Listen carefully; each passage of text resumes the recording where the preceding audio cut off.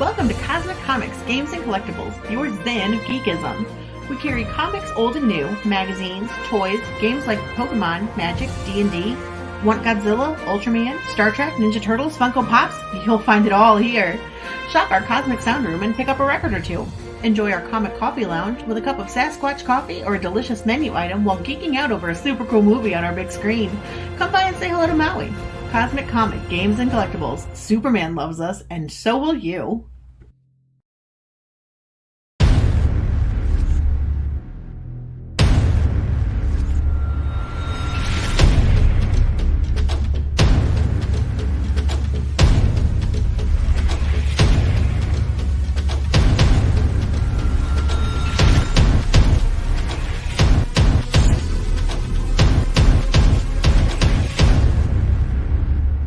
I'm like, what comic books are you reading? And good evening. I want to mention, a little bit of scripture here.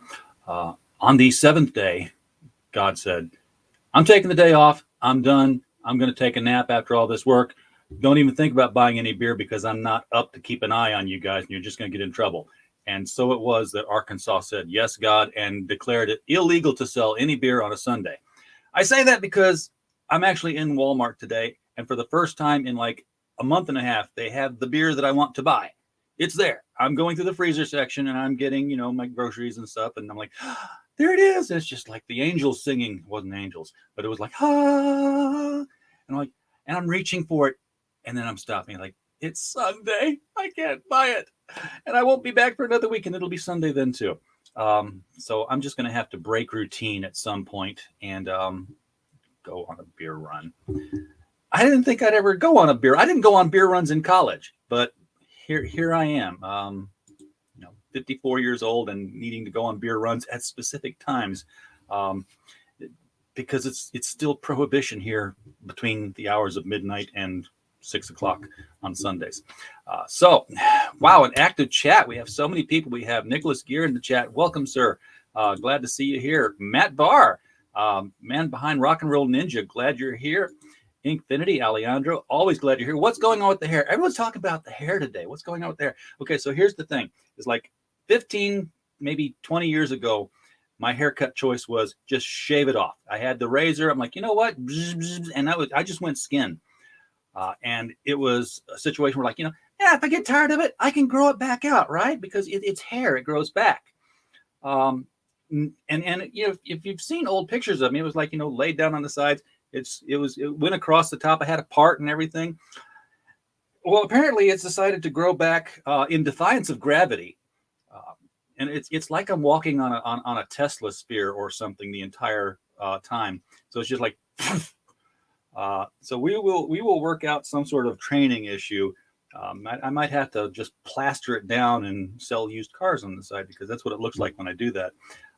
Alan, good to see you here too, sir. Cannot wait for Pocus Hocus number 3. I am so excited to see that. Okay, so everybody's just talking amongst themselves there. It is very Clan of the Cave Bear. It's getting attention. Maybe I'll just keep it. I have never seen anybody with hair like mine, and that's probably a good reason for that. Speaking of hair growing back, hello, Chris. Hey, how you doing? You know what? I'm not doing as well as you are because you shaved your head for your first book and it just grew back magnificently. Yeah, I wish I had my camera set up. It's getting there. Another year and it should be fully recovered. It's growing back thick and beautiful. It's almost as thick as Mike Walter's hair here. The man with the magnificent coif. Not to be confused with the coif, trademark, pat pending, and all that good stuff. But, hey guys, good evening. So Mike, welcome to the show. This is the one where we come in on open mic nights or openish mic nights or whatever it is like that. And if anybody wants a link to come in and talk, hit me up on let me know that you DM'd me on Twitter, and you will probably get a link, and you can come in and bury your soul. I do have a question for one of the people in chat. Matt Barr, I see there's a 6 in between your name. If I remember correctly, there was an NFL kicker by the name Matt Barr. Could that be you possibly? That would be interesting. That would be very cool. Kinda Hello, curious. George. Greetings. Oh, Hey, so George. yeah, I mean, this is where we just kind of ask people what's on their minds, because God knows there's nothing on mine. It's pretty much an empty blank slate on a Sunday, and Well, I have something that we could probably start off with as we're waiting. start us off. Yeah. As you guys may have known, RJ was my co-host this past Friday night for the Historical Comic Retrospect, where we went over some comics that went on sale from September of 1938 from Dell Comics. We went over some stories from Crackerjack Funnies number 5 and The Funnies number 25. Norman Marsh's Dan Dunn. Myra North by Ray Thompson, and I think the artist's name was Chris Coyle, I believe, and Sheldon Myers Squibbly. I wanted to see if RJ would like to share his experiences as my co-host. Give us his impressions of what we read and anything any takeaways he got from it or anything like that. Well, I think the Golden Age stories have a lot going for them. I mean, any night that I get to sit down and just read old comics is a good night. Dan Dunn, he basically stole Dick Tracy's coat and hat. He walks around in this yellow fedora and a yellow coat, and he's got the square nose, and he's solving crimes. And he solves crimes by getting the criminals to talk around him freely by pretending to be deaf. It worked magnificently. He just had his sidekick, who was pretty much like Doiby Dickles for Plastic Man, the round-headed. No, Doiby Dickles was not Plastic Man. He was Alan Scott's the Green Lantern. Oh no, Woozy Winks was Plastic Man. Yeah. Woozy Winks was Plastic Doiby Man. was Green Lanterns, but yeah, they all had this sort of.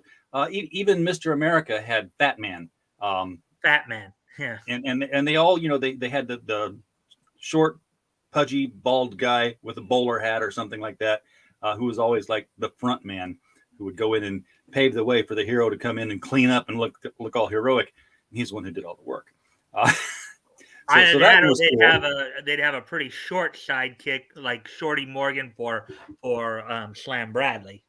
Yeah, and then Myra North was ahead of its time because it was a murder mystery all set up because a wife was posing for a nude statue, and the husband was feeling jealous that he was being cucked by the author, so the artist. So he offs the artist, and everyone thinks the woman did it. So, Matt responded to my question from earlier there. How may I help you, sir? Matt Barr and Chris Barr are second cousins of mine. If you have Barr as your last name, you're probably related. You're probably related. Not a lot of us. So I knew there was a Matt, but I was also aware there's a Chris Barr. They were former NFL kickers. They both were. So it's family member. I thought maybe that was his way of showing his old.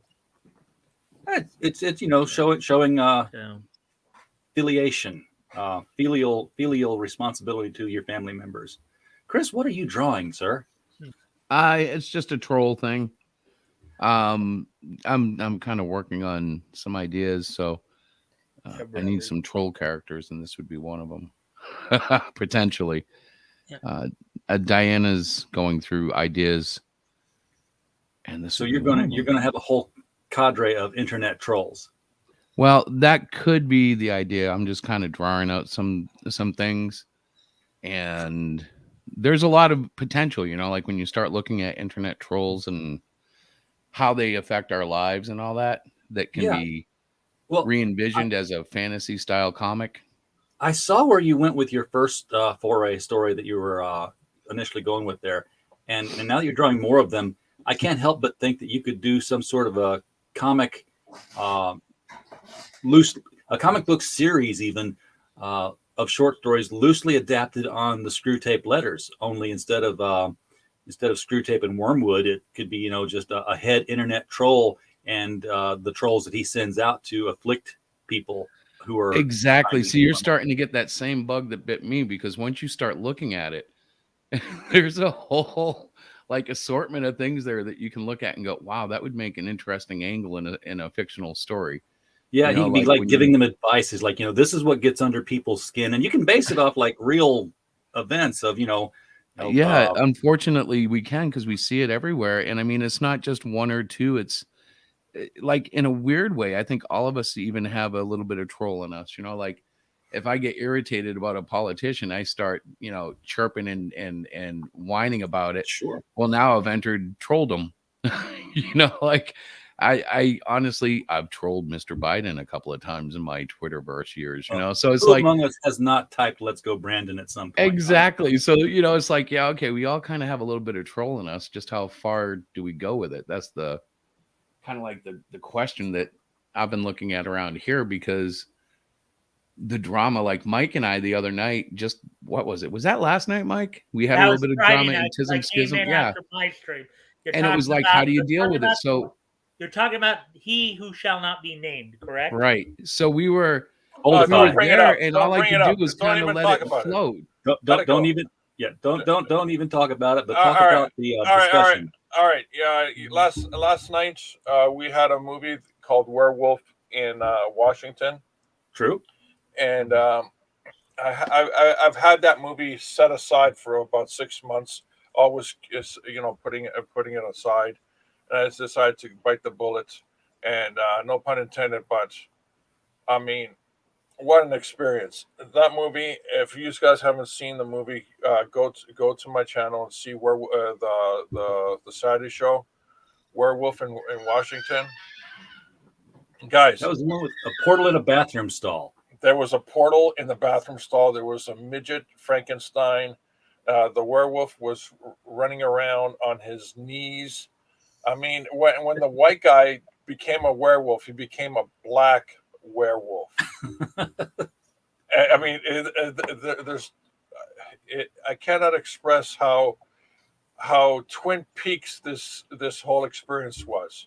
What year was that? 1973. Okay. And in honor of the werewolf movie, I got a couple of jokes. Okay, let's hit us. What do you call a werewolf who doesn't know they are a werewolf? A was-wolf? No, an unwerewolf. Oh, an unaware wolf. Yeah. So my house was bitten by a werewolf. Now, in the light of the full moon, it becomes a warehouse.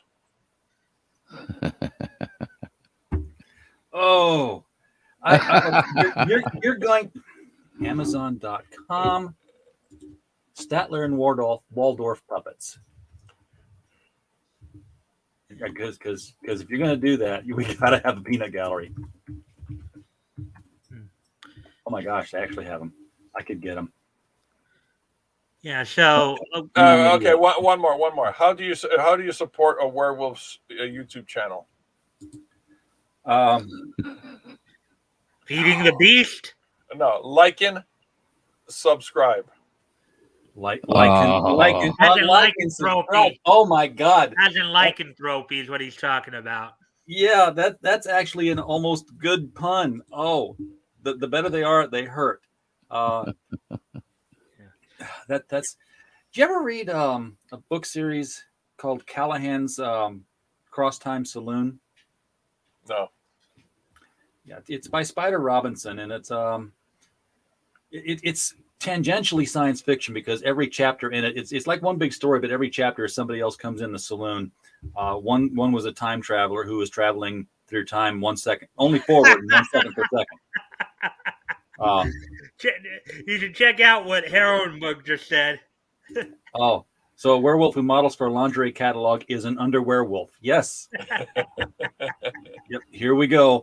But Callahan's was they had pun nights, and they would go through these pun contests, and the last person standing. If the pun was horrible enough that the other opponent collapsed to the floor, holding their gut, groaning in pain, that's how you won. And they got invaded by a leprechaun one night who started off singing, "When you swim in the sea and an eel bites your knee, that's amore." Yeah, that's good. and it went on and on the whole song. I was like, oh my God. So I was actually at a convention where Spider Robinson was, and after the talk and everything, I went up to him. I said, I've been waiting my entire life to find you at a convention and curse you to your face because I keep getting kicked out of wedding receptions because I had the wrong words to "That's Amore" when I sing it now. That's just how it comes out.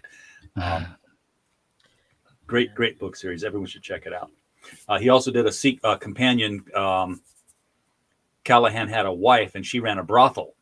He ran the saloon, she ran the brothel, and the brothel series was called Lady Slings the Booze. Good stuff. Good stuff. And of course, going back to like Friday night, one of the other things we got to see is I think we got to see a couple of strong women as we were reading as well. ARJ? Which ones? The Myra North one? We already talked about that one. Well, the only thing I heard you talk about was you went more into detail than Dan Dunn. I didn't know you. It didn't sound like you said anything about the other two. Yeah, I talked about the whole murder mystery and how she was posing for the statue, and the husband got jealous, and we got to see some nudity in a Golden Age comic. And it was actually it was accidental nudity. I say the Archie Bunker phrase for it, and maybe it gets past YouTube that way. But there was a scene in the story where the woman's posing and she's wearing lingerie. She's in a nightgown of some kind, and the statue is, of course, facing away from us, so we just see the backside, but it's nude. Well, that panel was also used for the cover. They had sent the pencil and ink version to the cover artist to say, okay, here's our montage of images. So out of context, he had no idea that was a statue. So in the story, it was colored yellow gold. So, statue. On the cover, it was colored this. So it looked like there were two women there and one was completely naked on the cover of the book. Yeah, it kind of would make you wonder how they talk about how, whether or not comics were made for kids back then, and you have a scene like that, but neither one of those stories was made for kids. Those were, good noir dramas that you would. Hold on a second. That's a misconception. What's that? I'll tell you why. They say, the comic books back then weren't made for kids. No, they were made for kids. You have to understand that the kids back then, they actually had working rifles and BB guns. At a young age. The culture back then was that you grew up real fast, as you're hitting your teens. So you had a job at 12. You had a job at 12. Because that was the end of the Depression years. Yeah. So those the kids, while we say today, you get a grade 12. Kids back then, from my understanding, is that they had a grade 12 education, around grade 8. They had to know the stuff fast and efficient, meaning that they weren't given a schooling that was unnecessary. Well, because they were having to go out into the workforce a lot sooner than they do now. That's right. They had to go out in the workforce a lot sooner, and the workforce might have been the farm. The workforce might have been, a clothing factory. That's right. Yeah. When did Jack Kirby start? Kirby was of that era too, and he started really young. Yeah. Jack Kirby. I've actually hit a couple of Kirby's pre Batman stories already, at least one. So Kirby didn't do Batman. You're thinking of? Oh, I'm thinking Bob Kane. Yeah, you're right. But all those guys though, yeah, they all came out and had to make a living. They were younger, so it lines up with what George is saying. Well, yeah. Well, and I've commented on this too on my Friday shows where, first off, the comic books back then were often called comic magazines, and by comparison, I don't know if you guys remember if you guys know of or remember the highlight magazines that you'd see in the doctor's office. Sure. Oh yeah. Comic books were a little more closer to what highlights are than anything else.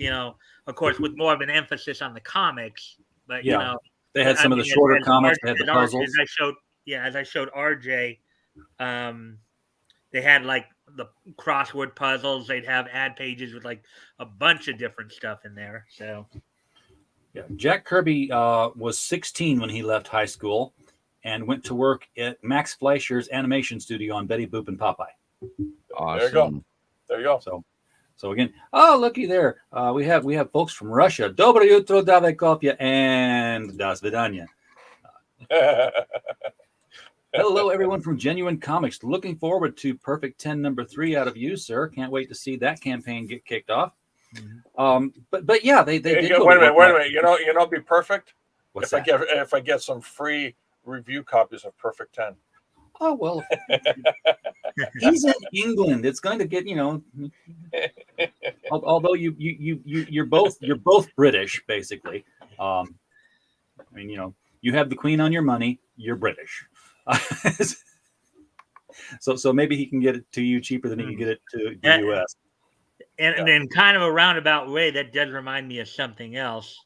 You guys know what tomorrow is, right? 17th. Oh, Monday. Yeah, Monday. You know what? You know what else? You know what would have been had they not had the individual not passed away? Betty White's 100. It was Fat Irish Werewolf Day. They call it. I was alluding to the fact it would have been Betty White's 100th birthday. That's that too. But nobody was going to celebrate that. George, you might have wheedled your way into it. Probably PDF. But yeah, you know, we let our kids stay kids a little bit longer and a little bit longer, and now we're at the era where, you know, you stay until you're 24 and stay on mom and dad's insurance now. I'm like, when do you grow up now? I was so glad to hear that my son 14 was making money shoveling sidewalks this past week because it got 10 inches in St. Louis. I'm like, yes, get out there and work, son. Make money. Yep, absolutely. The nightmares I can tell you that I've heard from teachers about what kids think. Oh gosh. Oh yeah. Well, they usually want given the money. Literary publication for older kids. I kind of remember Cricket, but I remember it existing, but I don't remember anything about what it looked like or what was in it. You got some short stories published in there. That's cool. When you were submitting characters to Dial H for Hero. Speaking of submissions, that reminds me of another thing we talked a little bit about on the Friday show as well. In the Squibbly feature, what they would do is they'd have Sheldon Meyer would aside from from the Squibbly story, which was the main story, he also had another little story called "Why Big Brothers Leave Home," you know, in which he'd sign it as Squibbly. And what he did with that was he would encourage kids to send in story ideas for that feature. Yeah, he would write it, and then he would draw it, and they would write it, and he only had to do half the work then. Herrenberg, I'm curious, did you ever get any of your characters into Dial H for Hero? Are there any issues I should be looking for? Because I loved that. That was a cool aspect of Dial H for Hero, was that kids were submitting these character ideas, and then the writers would say, let's write a story and shove these character submissions we've got into it. And every time it's like, you know, they'd dial it, then they'd appear as a hero, fully costumed with full awareness of their abilities. That was the power of the H dial. If you became the hero, you knew how to use your powers. And it would be a little editor's box that says, hey, Skyscraper comes to us courtesy of Joe Smith of Brooklyn, New York, age 14.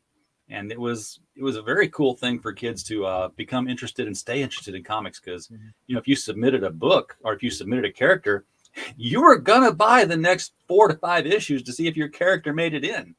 Yeah. Hey, RJ, hold on. RJ, can you make me a mod on your channel? Can I make you a mod on my channel? Yeah. Can you comment on my channel? Yeah, it'll be easier. I'm surprised you're not a mod already. Are you surprised I'm not a mod yet? Yeah, kind of. I've never really asked to be a mod, but if you want to make me one, I don't have a problem with that. Oh. Excellent. There you go. All right. Perfect for sharing links. Yep, you are now higher. George, they also just changed something in StreamYard. I don't know when they did it, but you used to have to go to your YouTube channel and moderate if you were self-moderating. Yeah. I can now block from within StreamYard. I can block and timeout. Oh, no way. Yeah. All right. So I put in the chat the DCM, Digital Comics Museum, where a lot of the free Golden Age comics are. It's in the link. Oh, cool. That's a different site than what you go to, Mike, for reading. So yeah, maybe I go to Comic Book Plus. So I don't know what the completion of their inventory is, if they have like everything. But if there's gaps, maybe you can find stuff in the one that wasn't in the other, and vice versa. Mm-hmm. That's possible. So obviously they're digital comics, right, George? Do they have a reader, or do they download PDFs? Or they have the CBR files, CBZ files, and you just download them, or Okay, or you can view them directly on the channel, on there. That'd be very cool. I'm looking at Comic Book Plus. It's I'm really tempted to fill out a worthless collection. And what I'm talking about is I've been seeing so much of George Perez posted lately, and a lot of it's been his Justice League of America. I'm like, you know what? My Justice League of America has some gaps in it. I would love to just complete that sucker. So I'm going to start hitting back issue bins and just, buying dollar comics and stuff to fill that out. Because that was the best series DC ever had going back in the 70s and 80s was Justice League of America. Everybody was there. The story was huge. Yeah, and at that time George Perez did connecting covers, or there was a story. There was a unique story that was running across the covers of his Justice League America.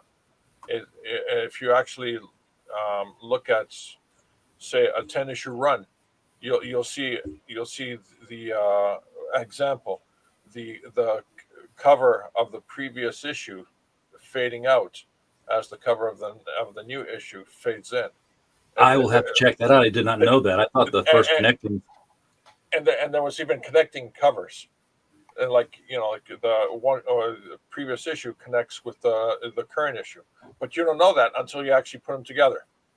I thought the first connecting cover was the Justice League 4-issue intro of the Detroit years, when they introduced Vibe and Gypsy and Vixen and Steel to the team. Those are way too new. I'm talking about 70s. Oh, I've got to look that up now, because that would look awesome together. I think the ones you were just talking about, RJ, were the ones that came out, I think, in the late 80s, I believe. Yeah. Oh, yeah, they were very late. That's why I said I thought those were the first connecting covers of comics, period, actually. I didn't think they had connected anything before. That was a new thing to see. So I will check that out. Of course, a lot of the George Perez covers were in space, black background, so it'd be real easy to connect them because they shared a solid background to them. Well, the big story for me this week, though, is I think there's hope for DC again.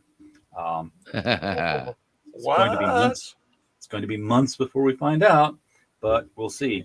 But Flashpoint Beyond is coming, and while the storyline is going to be set in an alternate universe with the Thomas Wayne Batman, wondering why his universe still exists after all the other stuff that happened, it might lead us to a reboot. And the man in charge of all of it is Jeff Johns. They brought him back. So yeah. And I've covered that story a little bit as well. And from what there's a lot of storm going on with that, because I know there are a lot of people who, first off, I heard that there was a point in time when I guess Jeff Johns was not planning on going back to DC. Well, yeah, but then Dan Didio left, or was evicted rather. So I don't think that Didio and Johns got along very well, because Didio was co-publisher, which meant I'm in charge, and Jeff Johns was considered the creative architect, which means I'm in charge. And, when you have two people who are in charge and both try to be, somebody's going to have some friction. Now, of course, there was a co-publisher, Jim Lee, whose job was basically to say, you're in charge, because he didn't do anything until he was the only last man standing. And then it's like, oh crap, I'm in charge. So he promptly got, Dan Cherry to come in. And then of course, I guess there's this actor, I guess by the name of Ray Fish, who's now trying to come out and yes, pulling the whole ISTFO baloney. Well, he's been pulling it for a year now. I mean, ever since Justice League came out, Ray Fisher has been upset at Jeff Johns. He's been upset at Zack Snyder. He was upset. Okay, I gotta ask, what the hell is this? What the hell is going on with Ray Fisher? Why is he beefing on everybody? Okay, here's the analogy that I can apply to it. Do you remember Gilligan's Island? Sure. Yes. Okay. I do. The way they cast Gilligan's Island, the way they got Tina Louise to play Ginger for Gilligan's Island, was they told her that this was a series about a Hollywood actress stranded on an island having to put up with the 6 other castaways. Oh yeah, I remember that. Yeah, that was funny. Okay. So what they told Ray Fisher was that he would have input into how the character Cyborg would act as being the first DC black superhero on screen. Bullshit. And the point of contention, sorry. the point of contention is he didn't want to say "booyah."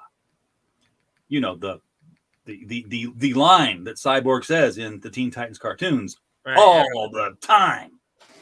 Booyah! Wait a It's minute. his catchphrase. Wait a minute. He didn't want to stay in character. He didn't want to stay in that character. So when he was told that he was going to say it and he didn't want to say it, he didn't go to Joss Whedon. He went to the top of Warner and said, "Hey, I'm supposed to be contributing to this character, and I don't want to say this line." And it's. And what was his Boston, actual like, beef? why are you coming to me? What was his beef with saying the actual line? I don't know. He just didn't want to say it. He didn't think it was in tune with the character that he apparently didn't know much about. Apparently, because he said God. that line all the time in the cartoon. I saw that same cartoon. So Jeff Johns basically told him, "Look, go into like the boss's boss. Not cool. If you keep doing that, you won't last long in this industry. It's not it's not kosher." And that's when Ray was like, racist, telling me what to do, tell me who I can't talk to. And it's just spiraled down from there. Here's my question. In the cartoon was voiced by Kari Payton. Yeah, Carrie knew what to say. Oh, Carrie. But my question is this: what has Ray Fisher been in lately? No one wants to work with him.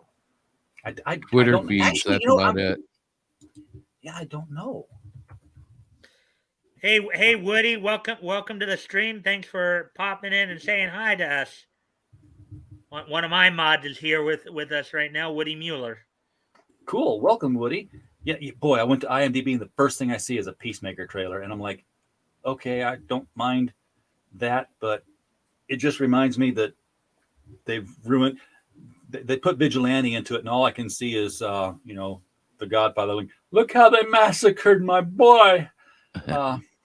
I can't. So, yeah, the way I completely forgot about Vigilante. I mean, it's definitely not what I would expect for Vigilante to be. Well, is that the Greg Saunders version, or is that one of the other versions of? No, that's the Paul Cut. Well, Marv Wolfman and Jordan. It is. It is. Come to me without toppling the entire Tower of Comics. It is the Marv Wolfman, George Perez version introduced in New Teen Titans Annual number 2. Yeah. Oh, I think that was the Adrian Chase version. Then Yes, it was. A very, very serious, very. It was DC's answer to the Punisher. I mean, his wife and kids were killed by a mobster who were trying to get him, and he would go out after people who got off on technicalities. And he eventually committed suicide at the end of the run. So it was not, a heroic story by any means. Well, but the he was not original Vigilante was Greg Saunders with Stuff the Chinatown Kid. That one was one of the action features in the early 40s there. Yeah, he was a cowboy with a cowboy motif. He rode a motorcycle and he tied the bandana around his face. But the vigilante in the Peacemaker series is a feminist, a male feminist. Male feminist in attitude, Deadpool in humor. In the way he acts, he's kind of like Ambush Bug and Deadpool together. He's just like stepping out of rocks. Hi, don't shoot me. I weep for the character. Peacemaker, of course, one of the characters Marvel picked up from Charlton. DC picked up from Charlton. DC picked it, yeah. Yes, and my head went a little screwy there. I knew what I meant. It's just it came out wrong. Yeah, and then was translated into the role of the comedian in Watchmen. So, because all the Watchmen characters were supposed to be Charlton characters, and Alan turned in a script, and Dick Giordano said, "Yeah, we kind of want to use them after this series. Can you? So you not kill half of them?" Share my screen. Well, I did not see that you had. Right there. See that you have shared. There you are. There you are. Okay. So, look. Remember I told you about the Justice League covers? Yes. Okay. You see in number 217 over here?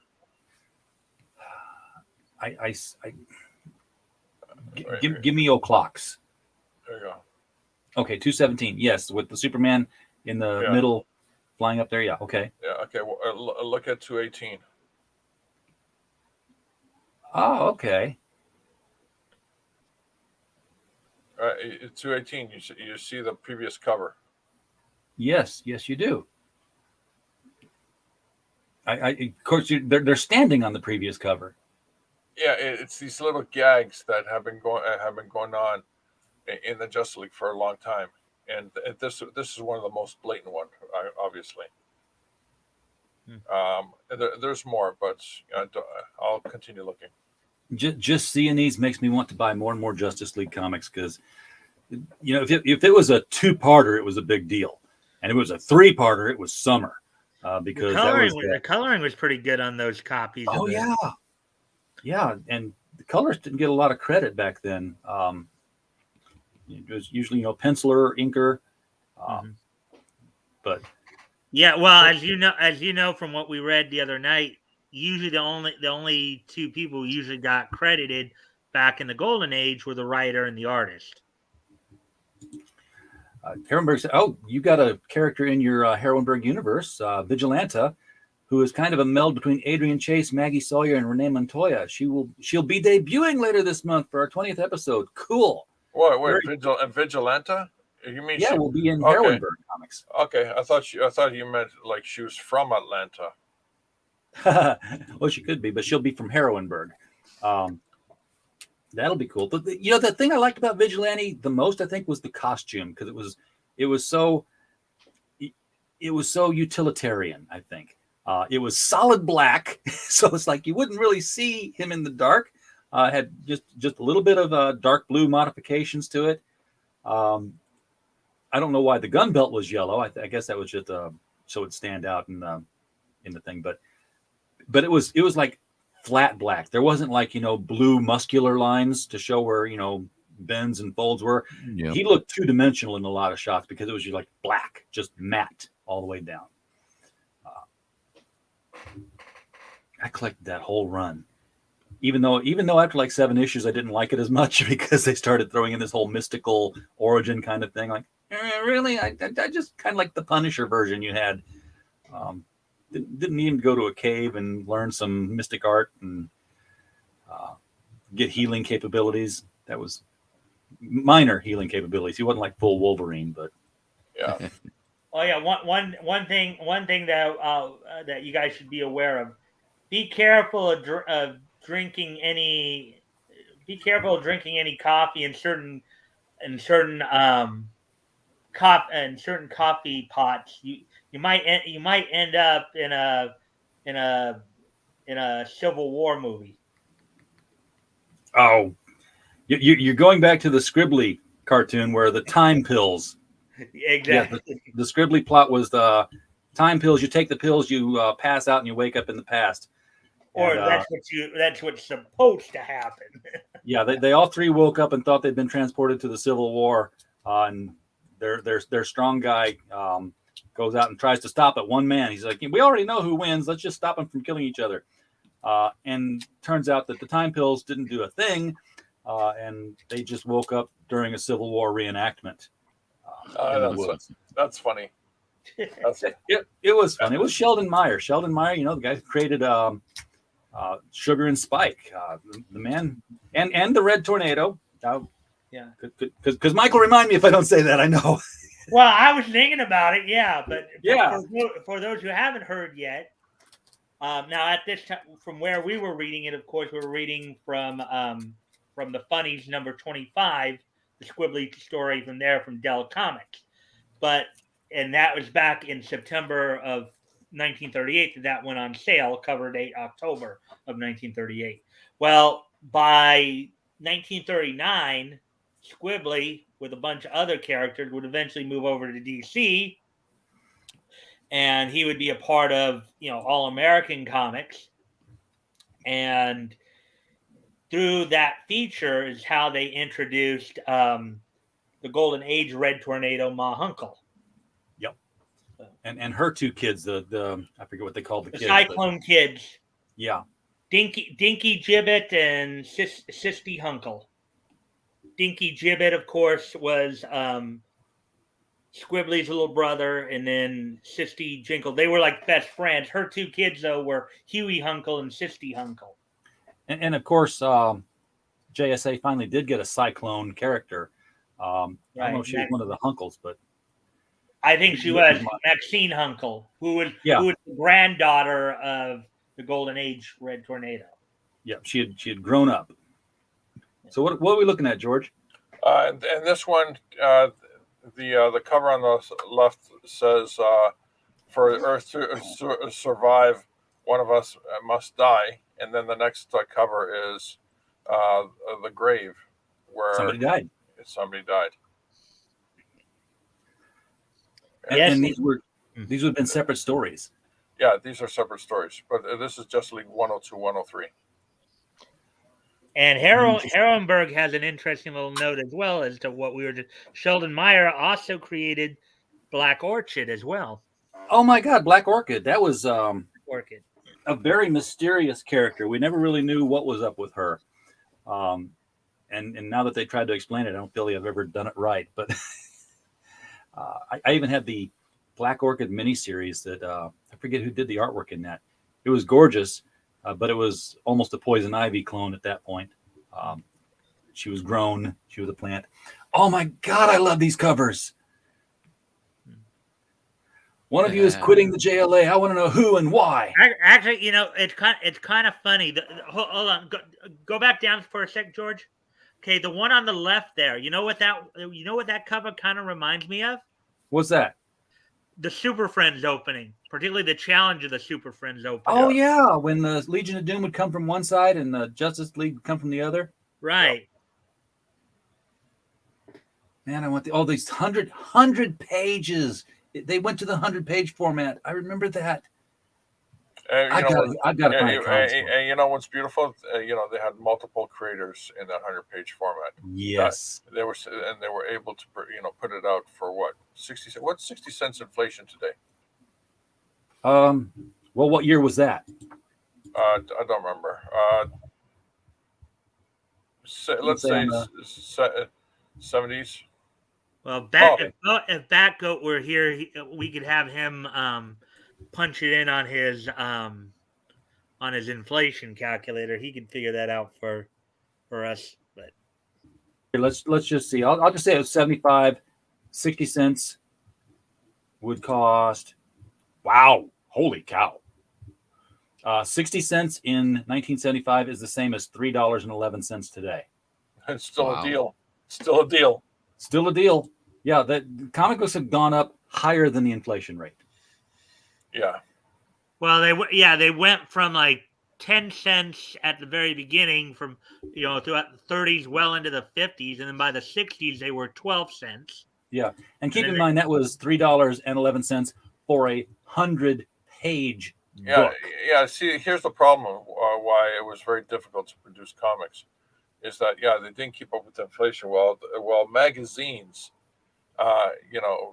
slowly increased their price with the technical banking, inflation, all that stuff. Comics, because they weren't managed well by the editors, producers, stuff like that, and they kept it stagnant. They, ideally, the price of the books it should mirrored the rise of the magazine costs. Yeah. Yeah, because God knows they haven't paid their artists more over time. We still hear that they're getting the same page rates they've had for 30 years. Yep. Yeah, comics were 60 cents in the 80s, I believe, and then they did kind of shoot up to like, I don't know, by mid to late 90s they're already getting up closer to $2 or something like that. Yeah, well, these would be these comic books here are 1973 or 74, and the reason I can tell you that is because there's no barcode on the front. I remember this. They had the little sticker or the little star burst. Still only 25 cents. Yep. And then still only 35 cents. And then eventually got to holding the line at $2.99. Yeah, and then after that, it was done. So I wonder where the first barcode is. God, these are gorgeous. Well, we can find out. We can find out. We can literally look at the cover. Oh, you got Green Lantern and Two-Face on that one cover right there. Yeah, they allowed him into the Justice League. Why? Justice Leaguers always fighting each other. Well, let's find out when the barcode started. Because we'll discover. And there was that cover where Wonder Woman came back. They're like in the lower left-hand corner. Right there. Yeah, that's where they started. Okay, so it started 129, 130. So find out when Justice League of America 130 came out. See Hawkman holding Wonder Woman there. That was the end of the white costumed Wonder Woman. Yeah, that was terrible. She gave up her powers, and this was when she came back to the Justice League, May 1976. There you go. All right. I was about to start. I was looking for it too, but you got to it before I did. So. Again, here's another theme. Look, they're fighting a giant, within the giant hand. Yep. Look at the next cover, a giant. Exactly, and look at the guest stars and tell me who's missing, because I can tell you who's going to come up in the next page on the next cover. Red Tornado? Nope. There we go. The big red cheese himself, because all those were Fawcett characters down the line there that they had just acquired. Yeah, Herrenberg is adding something to our conversation there. You might want to take a look. Yeah, oh yeah, that was what it was. May, June 76, all the comic books suddenly started getting barcodes on them. DC, Archie, and Marvel. Yep, it was industry wide. This I loved, Neil Adams. Yeah, this is Neil Adams. It's so unmistakable. I have that Adam Strange cover. So does anybody know? I assume this, but Neil Adams was like about 5 or 10 years before John Byrne really hit, right? And Neil Adams was a product of the 60s, 50s, and 60s. So he was way before Byrne. Oh, yeah. Because when I look at artists, I kind of have Adams and Byrne and then like Lee all in the same category, but evolutionary steps, if that makes sense. I see a similarity in them all, and I kind of see them all like the Jim Lee of their time. Yeah, he started working for Marvel in '68. Actually, wow. that did kind of lead me to a question I wanted to ask you, RJ. Speaking of Jim Lee, not DC publisher Jim Lee, but have you heard from James Lee in a while? A little bit. How's he doing? Because I know we haven't seen him in a while because he's been back to work and stuff. I just was thinking about him earlier. I see him posting on Twitter, and I know that somebody went through our Amazon link and picked up both copies of the Steins, which is his horror series. So thank you to whoever did that. He'll appreciate that. Man, I just love the Justice League covers. Even when they were bad, they were good. The Zatanna's origins, found her mother was still alive, had to go to another dimension just in time to watch her get killed. And it's funny because Zatanna, the Zatara's family, started on Earth 2, then migrated over Earth 1 because John Zatara, her father, was originally on Earth 2, debuting in Action Comics #1. Yeah, I don't know if they ever really. Let's go to the start. I don't know if they ever really migrated him officially like they did Black Canary. Black Canary, they actually had a story of her coming across from Earth 2 to Earth 1 when her husband was killed. And she got her vocal powers by the migration. Something happened when she came from Earth 2 to Earth 1 and it gave her as I understand it, it wasn't Dinah Senior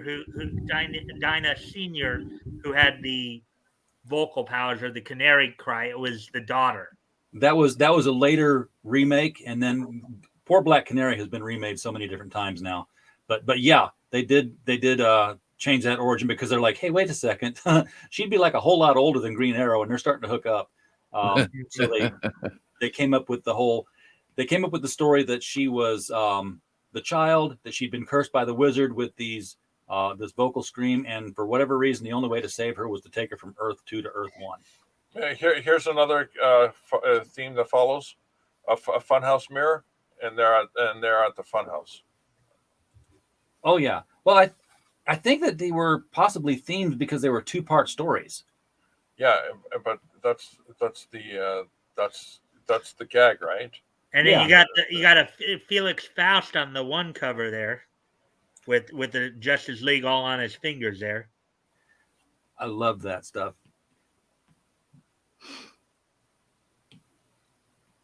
And there's Dr. Light in his pre-rapey days. Yeah, that was such a terrible series. Yeah. Dr. Light was actually featured in Dr. Light was featured in the Teen Titans cartoon. Yeah. Kind of as a dorky villain, but well, yeah, because he became an idiot because of what the Justice League did to him, apparently, which we found out in what was that series? I actually liked it, but it was one of the Identity Crisis. Yeah, I have that one right there, both of them. I'm getting them framed. And of course, you have both Earth 2 and Earth 1's Green Lanterns on that one cover. For the first time, yes. This was the first crossover of the Green Lanterns, Justice League and Justice Society. Even though the very first crossover happened in Flash Comics Volume 1, number 123. I think it was like a Tale of Two, in which Barry Allen had crossed over from Earth 1 to Earth 2. Yep. I've got that first appearance of the Crime Syndicate as well.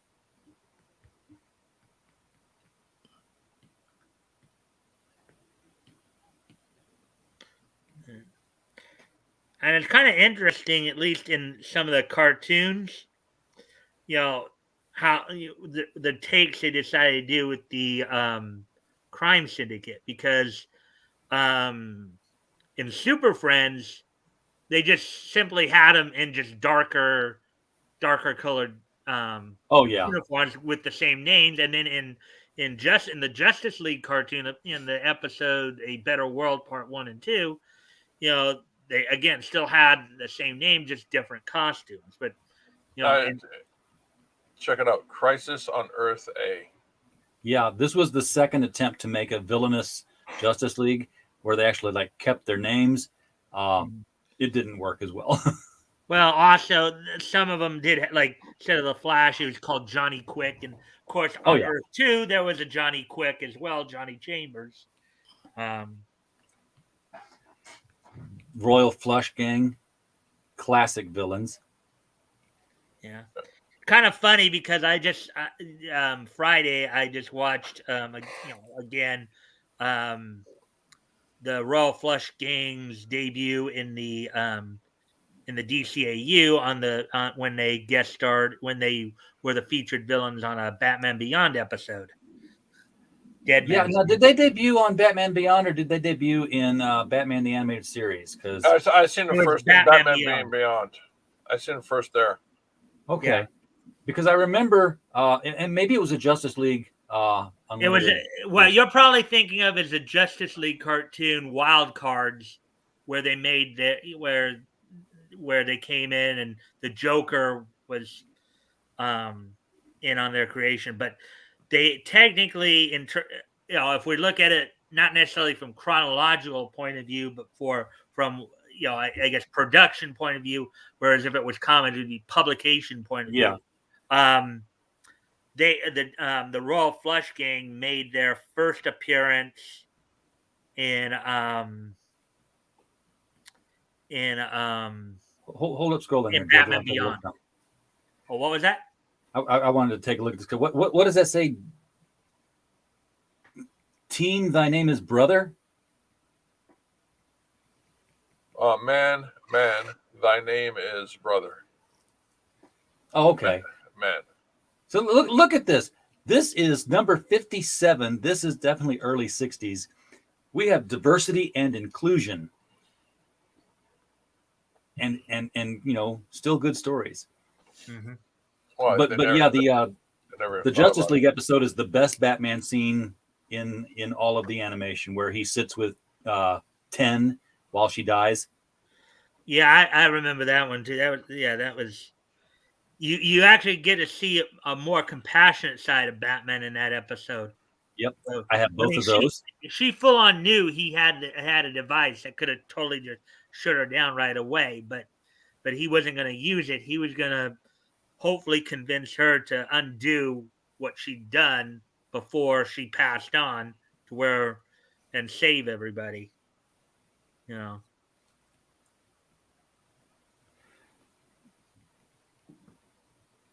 I mean, it's kind of funny. I didn't necessarily, as I've told you guys before, I didn't necessarily grow up reading comics. I more watched the cartoons. But as an adult, and as I've told you before, RJ, what got me interested in the comics in my adult years is wanting to learn more about the DCU. Now, granted, some of my readings may sound a little escapist, but the idea of possibly, at the very least, visiting, if not moving, scroll up to the DCU, is a fascinating idea. And if you're going to do that, you might as well learn everything you can about it, right? Yeah. One more, George. Right there. Green Arrow charged with murder, and the Justice League finds him guilty. That, man, I wrote a whole story about, not a story, an article, editorial about this that you can find on the site. And it's and it was the trial of Green Arrow and why Barry Allen is a jerk. Because he's being tried for murder here, and they find him guilty. Remember later on when the Flash killed Reverse Flash, and there was the whole trial going on, and I made the case that there was no such thing as a crime of passion when you're the Flash, because you're thinking so fast that you have plenty of time to deliberate all your options. So if he commits a crime like that, it's premeditated. There's no way it can't be. So the Justice League is voting on whether or not to keep him as a member while he's on trial. And it was a tie vote, 3-3, until Superman breaks the tie when he shows up. Green Arrow voted to keep the Flash as a member. One of his hands was the thumb up. Flash forward, no pun intended, a couple of decades, and you had the Green Arrow killing Prometheus on purpose because he had, blown off Roy Harper's arm. He was still free. He could attack again at any time, and this was the only way to really make sure he never showed up again. And he's on the run, and the Justice League's tracking him down. Who tracks him down? His friend, his two friends, Black Canary and Hal Jordan, and Barry Allen's with them. And Barry is basically saying, I never understood why Hal was your friend. You've always been a loose cannon. You're no good. I'm like, holy shit, this is the guy who voted for you to get to stay, and you're being a jerk to him. So it's interesting that he gets twice. Clearly the writer never researched. I was going to ask, was the writer aware of the previous plot, the previous story? Oh, probably not. They don't read the comics. I There was a trial of Barry Allen story arc in Flash. I don't know. I don't know if you can. I mean, was this was long before what we're dealing with today? So I don't know if you could still say that. It was a while back, but it was still they weren't reading the comics. Even Grant Morrison, when he did that Batman R.I.P. series, he's pulling like elements from the past, including the introduction of Damian Wayne, and he still says, "I didn't read them. I didn't know what the story was. I just saw the elements and used them." guess that kind of works if you got enough talent to pull it off. I'm going to step away from the computer for a moment, guys. I'll be right back. All righty. Here's Black Canary, who's kicked the Justice. And this never happened in the story, really. You'd see all the Justice Leaguers knocked out, and those are definitely her legs. Look at the left. I mean, Neil Adams, man. Gosh darn it. Yeah. Now that has to be a JLA, JSA. Well, yeah, there's Alan Scott. So that's both Supermen fighting it out. Earth 1 and Earth 2. Yeah, that's the old Superman punching out the young Superman. Which, he's absorbed several decades more of solar radiation, so he should be stronger.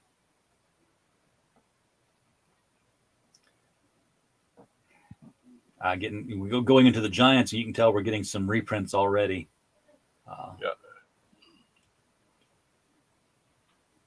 Oh, there's the vigilante that Mike was talking about. When he was one of the 7 soldiers of victory.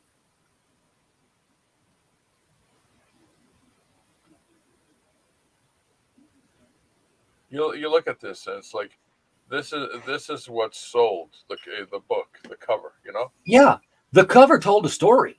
There were word balloons. There was action. Yeah. Now they're just portraits.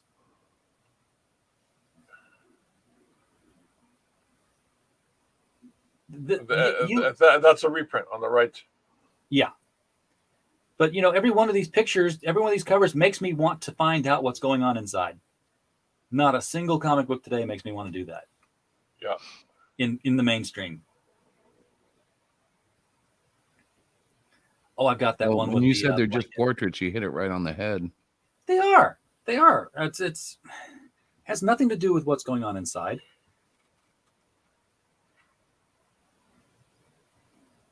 Flash is dead. Which one of you will be next? That man.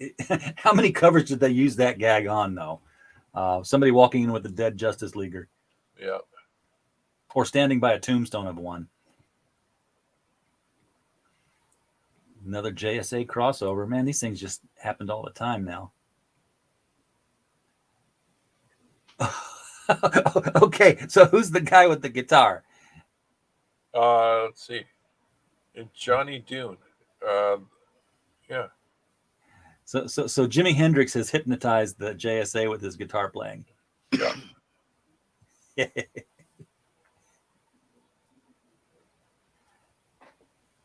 Man, these are good. Oh, there's the there's another. That's a tar, I think. Oh yeah, but there's another popular trope in comics: the whole impossible. It can't be him. Yeah. The very first DC hero, Zatar. Yeah. Predates Superman. Yeah. Let's see. We're looking at Justice League, right? So let's see what. Yeah, that was an actual pentagram. They didn't shy away from. All right. So what we looked at is Justice League. Now let's look at a singular voice. Jack Kirby, Okay. Fantastic Four, issue 1 to 100. That's right. He did all first 100, didn't he? He did the first 100. Now here's where you get to watch the evolution of a master. This singular voice. I have a friend who worked for Shop Goodwill at the time. It's many years ago now. And he would, his job was to take pictures of the items that came in and put them on the shopgoodwill.com site, which was like eBay. Yeah. And somebody had turned in a box of comics, an old Fantastic Four #1. Oh, Sent me the picture of it. It was beat all to heck, but they were going to treat that one special and make sure that they got a good starting price on it.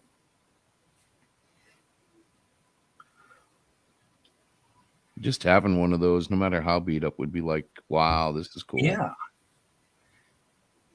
I mean, I know collectors like them all perfect, but Oh, there's a classic one with the Hulk waiting around the corner.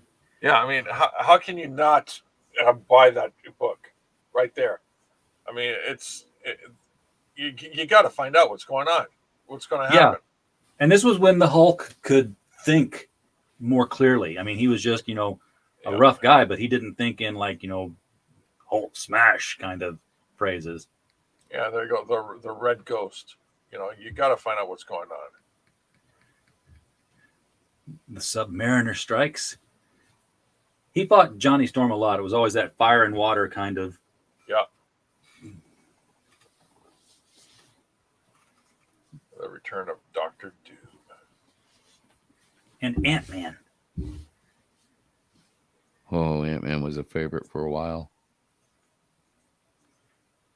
The one thing I really liked about the Fantastic Four is like sometimes you get these covers where each individual character is actually trying to survive a doomsday trap designed for them exclusively. Yeah. Johnny Storm with water or some sort of fire suppressant. Mr. Fantastic, stuck with pipes and stuff where he has to stretch to his fullest. The Thing, being challenged by his brute strength, and the Invisible Girl being attacked. I mean, it's a great gag. And you look at the covers. I mean, compare the covers that we just saw, the Justice League, to these. You look at the simplicity of them. Mm-hmm. And they still tell a story that makes you want to pick it up. Look at this. Okay, tell me who they're speaking out against here on that first cover. The hate monger with an H on his purple hood. Was that the old Hewlett Packard? No, but they weren't afraid to That's go right. attack the hate the real hate mongers in the world. Yep. The thing was, even as much as that may have been considered propaganda by some people looking at it, those stories were entertaining. Like they could tell a story about a hate monger, and you weren't getting preached at about what was wrong with the hate mongers. You were just like, they're hate mongers. Take them down. he looks like the KKK. It's obviously the KKK. You're not going to find many friends who are, many readers who are friends of the KKK. So no one's going to get offended. They weren't afraid to use real Nazis when they needed a Nazi. They had the Red Skull, for crying out loud. Yeah, you're right. Yes, telepathic bunny. They assumed you knew what was wrong and what was right. And now what is wrong is whatever they say is wrong. And if you don't think it's wrong, then something's wrong with you. Well, when they do that, they lose so much of the ability to storytell. Yeah. Like the best part of a story is when two main characters disagree about something without killing each other. Because I love reasoning. Like the first series of Star Trek, there was nothing better than listening to the reasoning between Kirk and Spock and Bones. And, they lose all that now because somebody will say, well, that's wrong. And everybody goes, gasp, you're right. No, I want to hear somebody say, well, maybe not, hang on. Exactly. What's funny is that everybody likes to quote that Star Trek line where Spock is dying and he says, the needs of the many outweigh the needs of the few or the one. Yeah. And they totally forget that in the next movie after that, Kirk totally countermands that and says, because the needs of the one outweigh the needs of the many. Yeah. Well, little Okay, detail. here's something interesting. Kirby created the Hulk and the Thing, right? Yeah. And look at what his interpretation is of the scale between the two. Hulk was bigger. Yeah. Yeah, I never liked that. I was a big Thing fan growing up, and when I looked into the reprints, and I always saw, of course, Hulk killing the Thing, in any given fight. I was always like, "Come on, man, the Thing can do it." Wait. I never The Thing understood. And of wasn't. course, now I understand it. But as a kid, I was always like, "That's not fair. Thing cheated, or something must have gone wrong." Oh, I remember when Wolverine fought the Thing, and it was like this huge gasp at the end because the adamantium claws took a chunk of rock off of him and exposed like this raw meat underneath of him. And he took to wearing a helmet for a while to cover up the scars. Yep. Yeah. Well, Wolverine was kind of like, there was the era where he was a little mysterious, and Yeah. whenever he did anything, it was always like, "What? He took down who? He did what?" Okay. Here. Remember, Kirby's a genius. Okay. That's a photograph in the background on the cover on the left. Oh wow! He put a dot screen in the stack camera and exposed it. So he took a photograph. He put a dot screen, and then it got exposed onto a plate, and from there onto like was it a paper, and from there they Pasted it in. cut it in onto the artboard. Wow! Old school photography. Way ahead of its time too. I mean, in terms of like the things done digitally now. Yeah, that's innovative. Yeah, he had to work at this Yeah. to make it happen. It wasn't just cut, paste, resize. Well, he's not even talking like a Xerox machine. Like I've heard of people Xeroxing stuff No, in the 80s and stuff. yeah, no. He had to get his calculations perfect the first time. Yeah. Because the process takes about anywhere between 15 minutes to a half an hour. Well, yeah, and you don't play around in the press room, man. You go through stripping, and it's in the plate, and that's it. It's gone. You can't play games. The chemicals are expensive. The exposure time in the camera room. You have to make an appointment for the camera room. Well, and particularly back then, like that was their state of the art. So just imagine going into the biggest studios and demanding time on their best servers and their state of the art equipment that Disney is leasing right now. We can't give it to you. Well, I want my experiment. You see this? Daredevil. Dr. Doom being huge, like giant in the background, while the heroes are toys in the foreground. Yes. That's a theme that's constant. Even John Byrne has done it. Yep. Yeah, the Fantastic Four in that one teaming up with Daredevil to take on Doctor Doom in that one that you just scrolled up. I didn't realize until this week that the John Byrne cover of Dark Phoenix, where she's reaching up over her head and she's going mad and she's grabbing the X-Men logo and squeezing it. Yeah. I did not know until this week that was actually a rip off of a previous X-Men cover from like when it was in double digits. Yes. That giant god, I forgot his name. It was a god figure. Yeah. We'll look at it. But check this out. You see the family dynamic. You're still moving through time. We're like at issue 43, 44. This is the time when all the amazing stuff that we know the Marvel Universe now, Black Panther, the Inhumans, Galactus. It was coming through here. It all came to at us within a context of 10 issues. And here's the Inhumans, the coming of Galactus. There is the big one. Actually, not only did they use that as a comic title, I believe they used that a couple of times as a title for a cartoon as well. The cartoons. As well. Yeah, but that's the very first one. Yeah.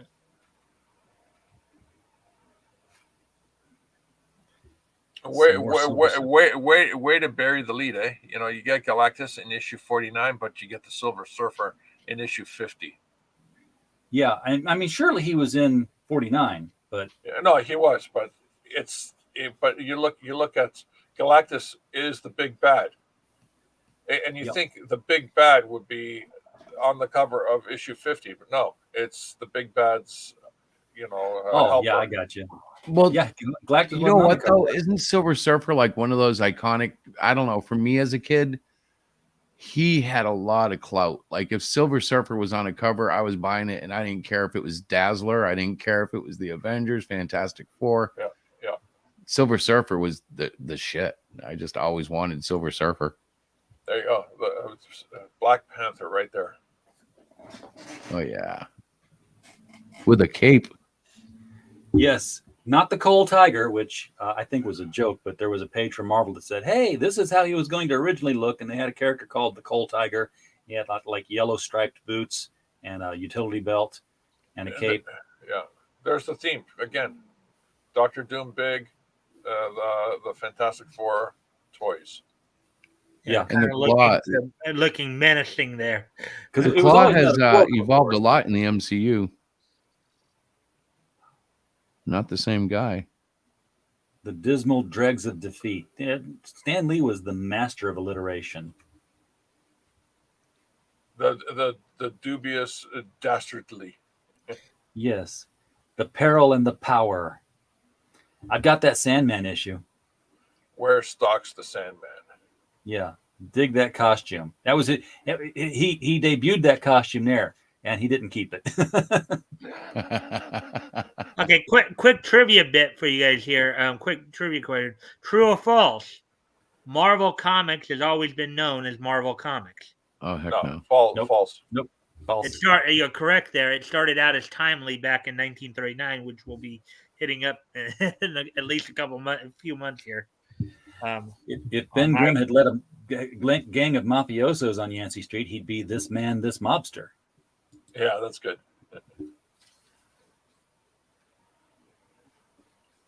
Man, I love this. Do you guys do this every week with the covers? Well, no, this is the new first thing. time. But This is the we first should, time. we're going to. Looks like some visitors that you had earlier in the week have stopped. I know Mike LeBrun is here. Mike Jimmy LeBrun and Yeah, Greg. I've been chatting them up here. Greg's here.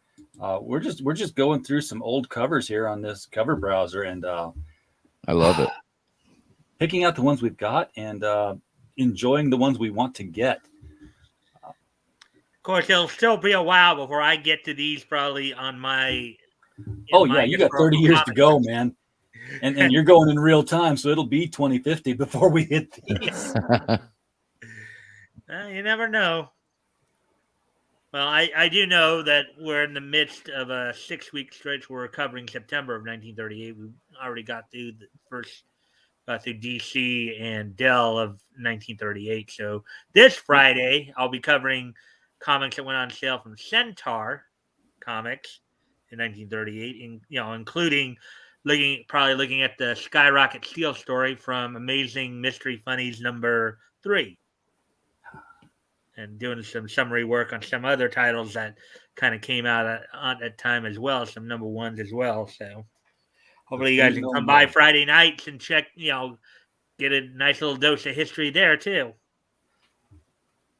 They knew who the fan favorites were when they introduced them. I mean, the Inhumans were a hit, so let's keep bringing them back.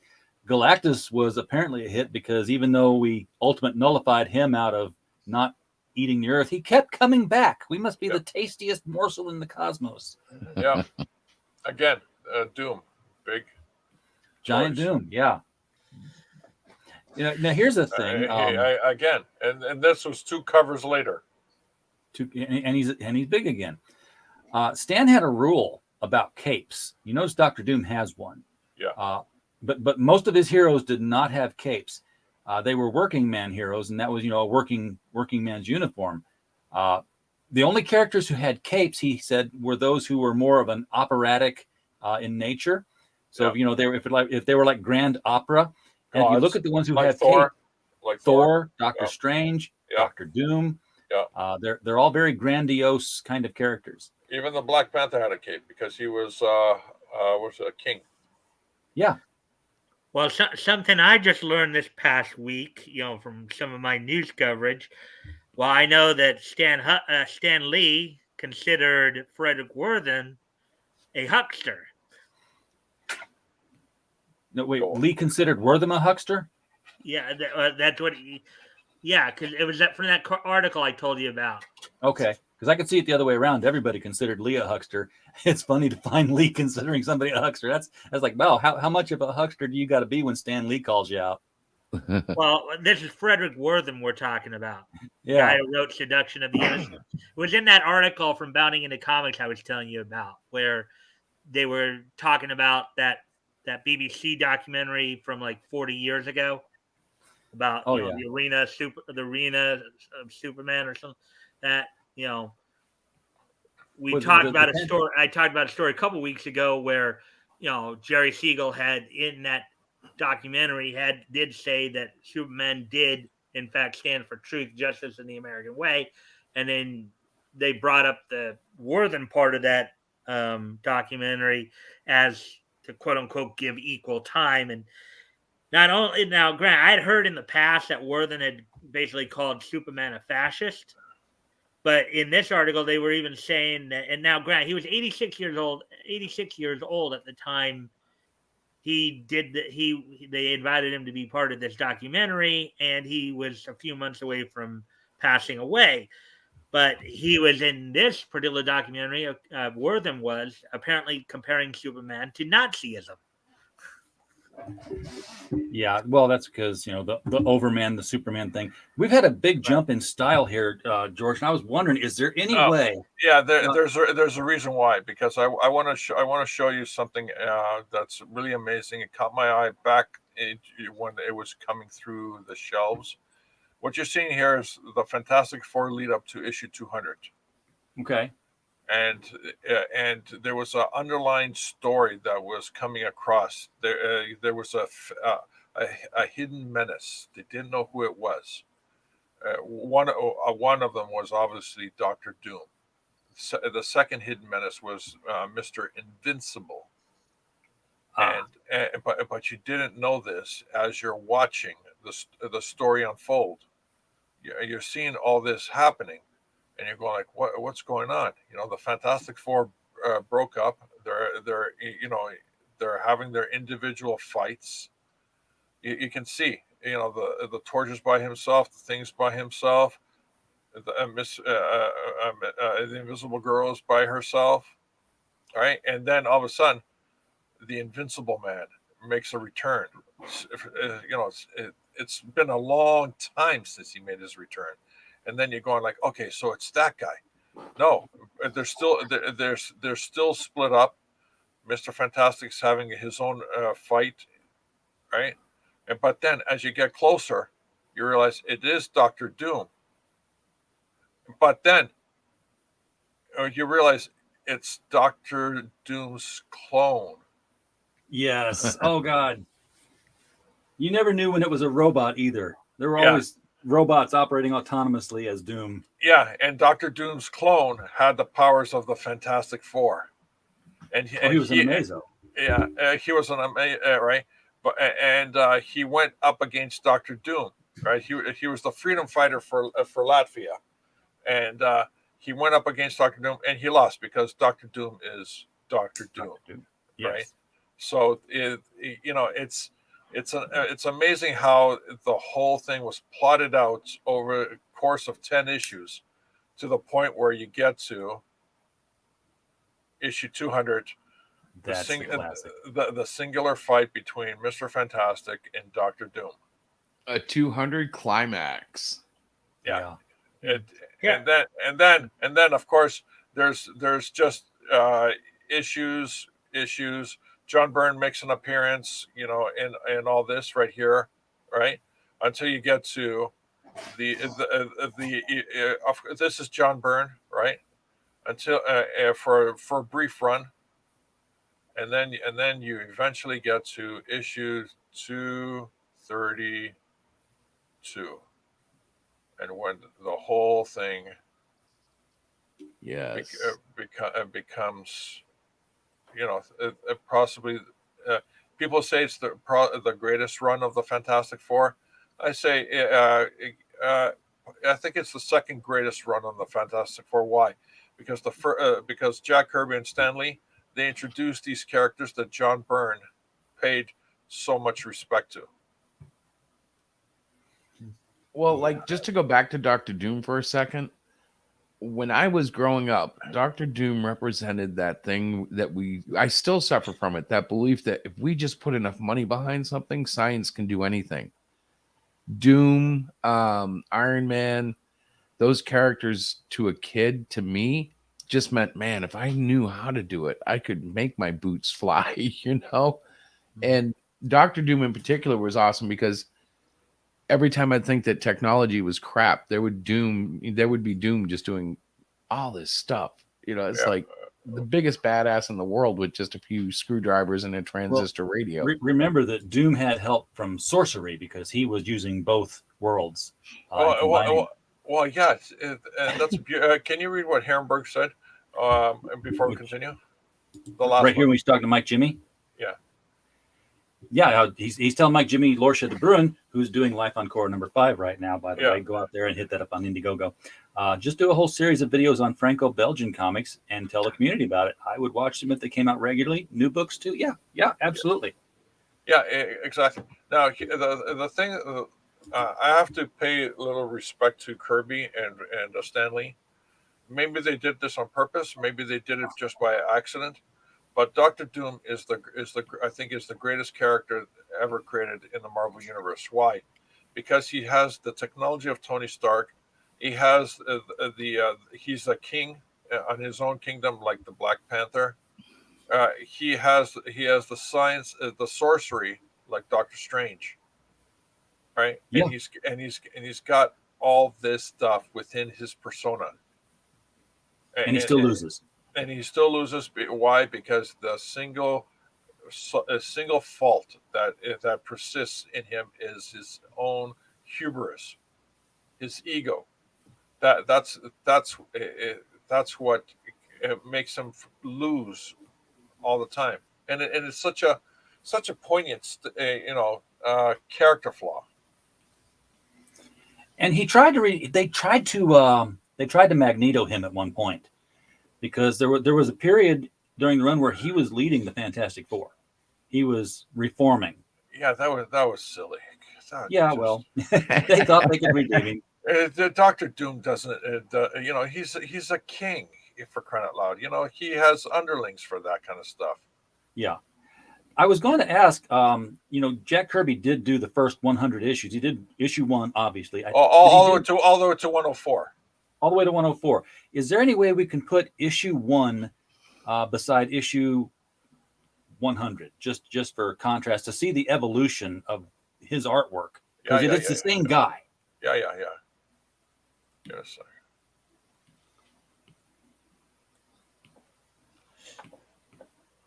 I'm gonna bring them up on my computer individually, and then I'm gonna share a screen.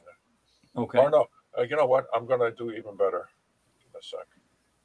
While you're doing that, I've got a bit of another true-false question for you guys. Bring it on.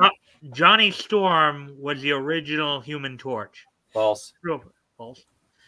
That's correct. Original Human Torch was an android. Apple was very upset about that. Mystery Comics #1. I heard Apple was going to sue about that because he was an android. Yeah, they were very upset. They were like, Siri should have been the one. Oh. Yeah. Now here's my question, and I don't know the answer to this. The Human Torch was an android. Was Toro? Ooh. I don't know about Toro. I just knew about the. Yeah, I don't know either. That's a good question. Yeah, no, Toro was an android. Toro was an android as well? Okay. As far as I remember. So how do you have a teenage android? Do you just stop uploading information at a certain point? Well, the only reason I even knew about the Android Human Torch is because I'd kind of looked ahead in terms of the historical comic aspect of it, because again, as I told you, what I'm doing right now on Fridays with the historical comic retrospect, I kind of did on a slightly smaller scale with just DC and the properties that DC had picked up over the years for my own personal benefit. But when I decided to do the historical comic retrospect, I did it. I decided to do more of a, cover all the comics of history, or all the American comics, anyways. Because I figured not everybody, of course, not everybody would be, DC may not be everybody's universe. Some people may like Marvel, some people may like Dell, some people may like, Archie, whatever universe you want, if or you like, if that's the one you want to escape to, you might as well learn everything you can about it, right? Well, Yeah, the so- funny thing about Human Torch is I've always known the android thing, but it was because Marvel at the time, I remember getting the Invaders at the same time as getting the Fantastic Four down at my local comic stores, or actually it was a convenience store on a spinner rack. I would go down every month and pick up Marvel books. And I was perplexed because I was like, how the hell is Human Torch in the World War II era? Because that's what the Invaders were written in.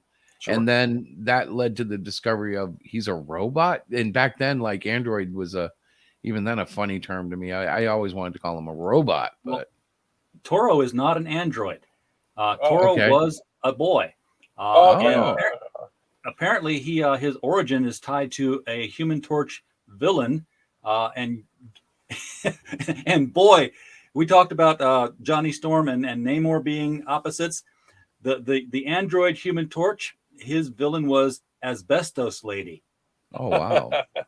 Now, am I crazy? I thought the original Vision in Marvel was attached to the android Torch as well. Oh my God, Chris, from the Human Torch through Vision to Wonder Man is this whole mess of, body, who's got the body. So I'm not crazy. Like, there was a point where that was something, right? Yes. Another convoluted comic book situation. We know about the DC multiverse as being quite convoluted at times. I understood the DC multiverse. Whatever those happened to the covers are Human Torch beautiful. when it comes to Vision and Wonder Man is totally different. Well, guys, I have to educate you a little here, or maybe you know this. Issue 236 was a monumental moment in the publishing of the Fantastic Four. It was a double-sized 20th anniversary, right? Yeah. But you see over here at the top right corner, that's Stan Lee. Jack Kirby. Oh, yeah. Jack Kirby was removed from this illustration. Whoa. Oh. What? Okay, and the story behind that is because I can see white space there where you can tell where he'd be. Yeah, because as far as I recall, there was an issue with the Kirby estate at the time of this happening, and the editors were just fucking assholes. Yeah, I mean, No shit. And the cover on the right, the way this was produced, from what I read on John Byrne's forum when I was an active member there in the mid 2000s, is that he drew these characters normal, and then he used an X-Acto knife, cut it all out, and then shifted it, just basically rotated. That's it, and that's how he did it. So That's a pain in the butt to have to do. No. Yeah. Okay. There's a Russian bot there, by the way. Yeah, he's gone. Okay. Now, the thing that really bugs me about this is that at the time when I was growing up and collecting these books, I would look at this stuff. I wouldn't know the technical execution of these books at the time, and I would try to draw this by hand. Oh my God. And, I would try to figure out the rotation, everything. It never came to me that I should just draw it normally and then use an X-Acto knife. I didn't know the X-Acto knife existed. To this fine of artwork, right? That's Wow. cool. And here he just did the simple but the simplest approach, but the hardest to execute. Yes. And well, go back up real quick, George. No, just to the previous. Look at that, to the one to the right there. That's another kickback to our days as kids growing up, where you'd have the comics connected to the cartoons. There, you see up top, the top there, the Spider-Man. Oh yeah, they knew how to Spider-Man promote. ad for the Saturday morning cartoon there. Oh yeah, Yeah. Spider-Man and Friends. That's right. Yeah. I know always it's funny, I that grew up was a watching huge that one show. too, with Dan Gilvezan voicing Peter Parker Spider-Man. You had Kathy Garver voicing Firestar and Angelica Jones, and then Bobby Drake Iceman was voiced by the great Frank Welker in that. So Frank Welker voiced everything that was an animal. And I always, even as a kid, I'm watching Spider-Man and His Amazing Friends, and I'm like, why don't the things fall off the coffee table when the floor turns over? And where do Iceman and Firestar go when the floor is flipping? Do they like have to jump up real quick so they don't, And who owns the apartment below them that says, oh, the ceiling decorations have changed again? Because Peter Parker's a photographer. He's not making the money to rent two places, let alone install that technology. well, as I understood it, RJ, they, at least during that show, they didn't live in an apartment. That was a house, and it was Aunt May's house. Yeah. Oh well, that. Let's not even talk about the stretch that would be. Well, hey, imagine that though. You got your you're living with your elderly aunt there, and trying to keep her from discovering all that. I mean, well, go back to the very first episode of that too. Okay, so they were able to convince Tony Stark to give him his supercomputer super crime computer that they could use, right? Okay. Yeah. Imagine trying to get that into your house. Oh, that's easy. Knowing what's going on. That's easy. Tony would just send a couple of moving guys disguised in multiple parts, and they assemble it inside, and they'd be on their way. No problem. Yeah, even easier than that. Hank Pym would show up and say, "Here, I got something for you." I was going to say, depending on how their relationship was at that time, you could just call Ant-Man. Yeah. Yeah. Here, just stand this in the corner and press the button. Yeah, it's wonderful. It's wonderful that we can just pick and choose the hero and the powers, just like trading cards. Yeah. How do you solve this problem? Call this hero and have a cameo.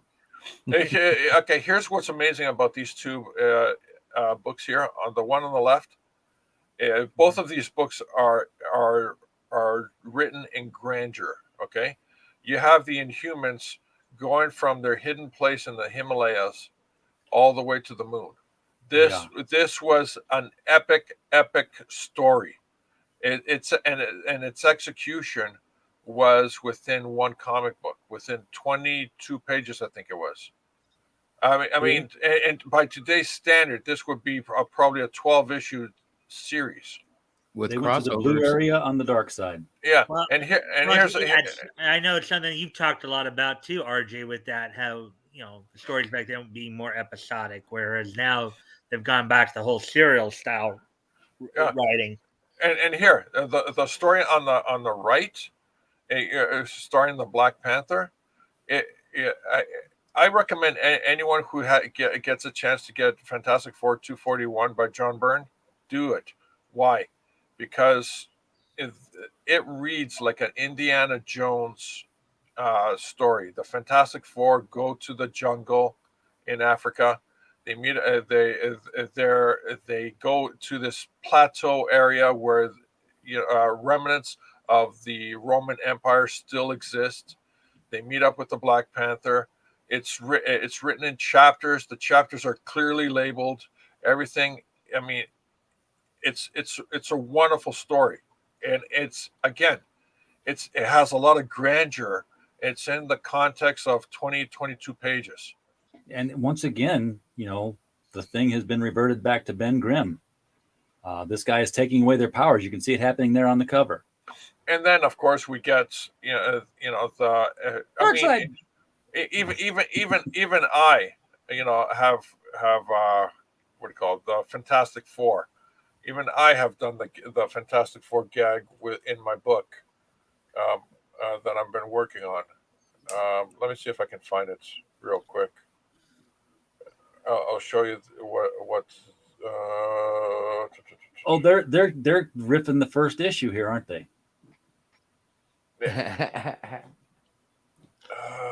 The poses are all there. I mean, they've changed positions with Mr. Fantastic and Invisible Girl, but slightly.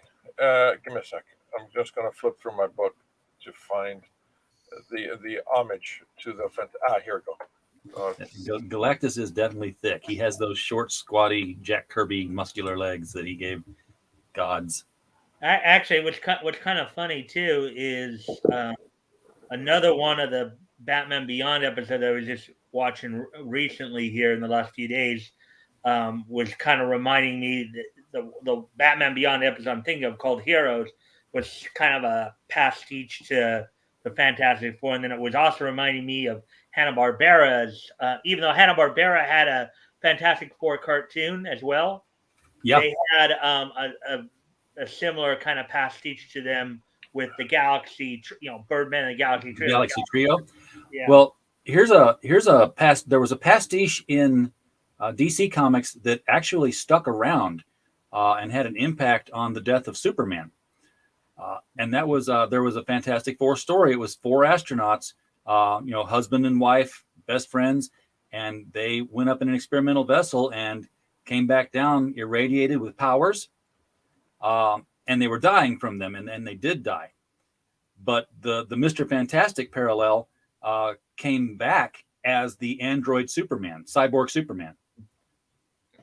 Huh.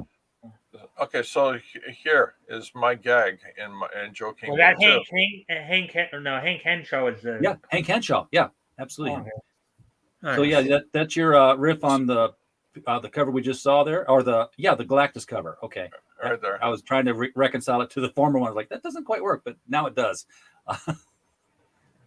So you can see the character with the 4 balloons at the top is Iron Man.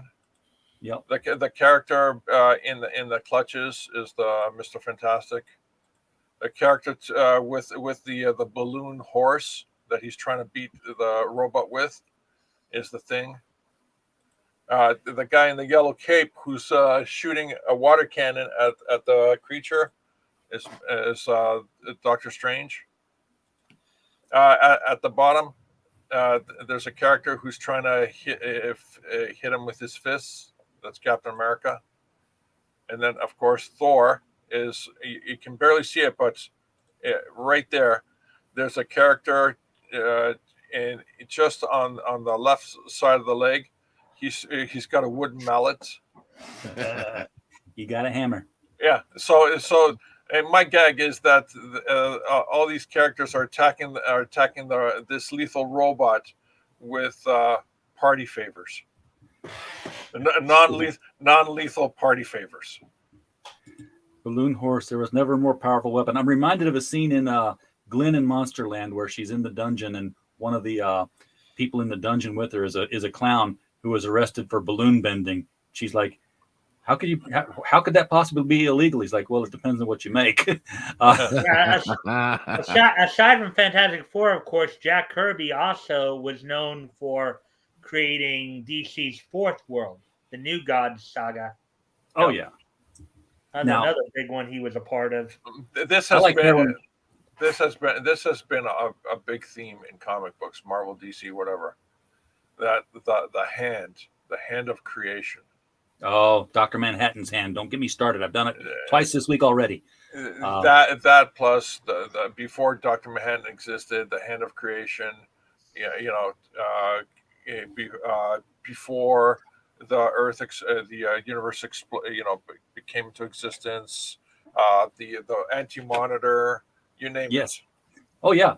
Well, I contend that Green Lantern 40, when Krona looked back in time to see the instant of creation, that was Dr. Manhattan's hand. But I got to get Jeff Johns on a stream. We've got to talk. Herrenberg, you're right. There needs to be a book where Galactus has a new Herald every issue because they don't last.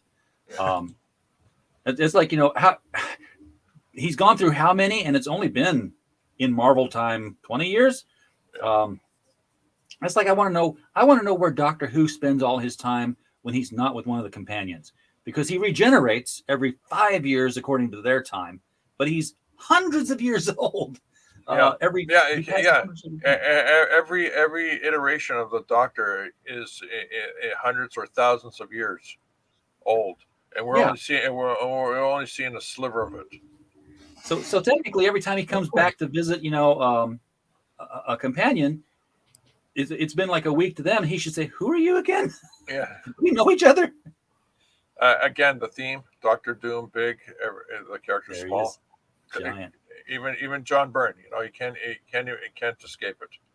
So I'm guessing, based on the conversation, John Byrne was doing work for Marvel before he went and really helped out with the post-crisis DC universe. Right? Oh yeah. In fact, you'll see a cover here at some point where he basically lets people know he's going to do that. But before it was like widely announced, he knew he was going to go to DC, and he was doing Fantastic Four. So one of the covers is a blatant message to everybody: "Hey, I'm going over to do Superman," and you'll recognize it when you see it. It's a She-Hulk cover. Yeah. Apparently, we also had a little vocal contact from somebody from behind the scenes. I don't know if it was Diana talking to Chris or what. I heard some little background conversation going on. I think that was Mrs. George. Oh, Mrs. George. Okay. Oh, yeah, I locked Diana out of my office. She's in the other room watching Apple TV, I think. You can do that? Yeah. It doesn't work. She has a key, but it slows her down. Yeah, the era when She-Hulk joined the FF, that was right after Secret Wars. That's when, that's Marvel knew exactly what they were doing with Secret Wars, because every issue of the Marvel comics before Secret Wars kicked off that month ended with the heroes going through the portal in Central Park. They end their adventure, and they were just, they'd say, "What's this over here?" And they'd swing through it or fly through it or walk through it. And then the next issue came out, and the Secret Wars had just started up. It's like, first issue of Secret Wars, we don't know what's going on. So it's going to be a big battle between the good guys and the bad guys. But we didn't have to wait 12 months for their issue to start. They just jumped right into it. And, Spider-Man's swinging out of the portal in his black costume. What? How'd that happen? Fantastic Four coming out with no Ben Grimm. Where's Ben? Why did he stay behind? So everybody had to read all 12 issues of Secret Wars as they came out to find out why the changes happened that happened. It was brilliant marketing. George has been pulled away, and he's the one in charge of the screen. Oh no. Well, I mean, we're coming up on 2 hours, and we've actually had a very good conversation tonight. Oh yeah, I mean, we could do this every Sunday. Just pick a title and go through covers and ooh and ah and talk. It's amazing, yeah. I'm back. Well, I kind of hope we do that too on my Friday streams as well. We're going over historical stuff as well. Oh, I know, but we're covering an entire run here. George, I don't know if you were here when I was saying that John Byrne basically told the readership that he was going to do Superman through the cover of Fantastic Four when he was still on it. Oh, no way. Yeah, he did. It was a She-Hulk cover, so you got to get, to the right era here. But I don't know how far you are from it. You all right there, George? You sound a little out of breath. I'm eating a pizza. Oh, well, share. You know what? There's going to come a day, George. There's going to come a day when you're going to be able to scan that, send the USB signal across the internet, and our food 3D printers will be able to replicate the pizza. We'll all eat the same slice of pizza. Meet George Jetson. It's very possible. You have a 3D printer full of various proteins and a heat sink. I was going to say, even now, if you guys shared the exact same ingredients and loaded them up into a computer that was programmed to make them, he could introduce all sorts of variations. As long as you have those ingredients loaded, that machine could be programmed to spit out another. Now, it's not true replicating. I know what you're talking about, where like atoms just form up in new food types, but we could synchronize our food Star if we Trek: knew The what Next we were going to do ahead Generation. of time. What's that? A la Star Trek, like The Next Generation, all the shows after Star Trek, with the exception of Enterprise. Yeah, I guess that stuff is more impressive. Never mind. I'm going to go back to sketching here. Jim Balance new Kickstarter did go live yesterday or the day before. I got the notice too. It's a Raven Hex saga. Love Jim Balance work. Raven Hex is not my favorite character of it, but she's got an important role in the tarot universe, and if he's going to keep doing trade paperback collections, I wish he would just serialize it, because he did the first 10 issues of tarot as a trade. I would have loved to have seen 11 through 20, 21 through 30. Just keep doing that. Well, Stu just dropped in to say hi. Hey, Yeah, Stu. that's what I was just reading. All right, a couple of things. One is regarding a replication of the food and all that stuff. Guys, you're overthinking it. All we have to do is all call Domino's Pizza, order the same pizza, and we're eating the same pizza on the stream. All right, now it's not easy. Has Bleeding Fool gotten in touch with you? Good, great. I can't wait to read the article, because they were looking for people to talk to for articles. All right, now here's something interesting. John Byrne did an entire issue sideways.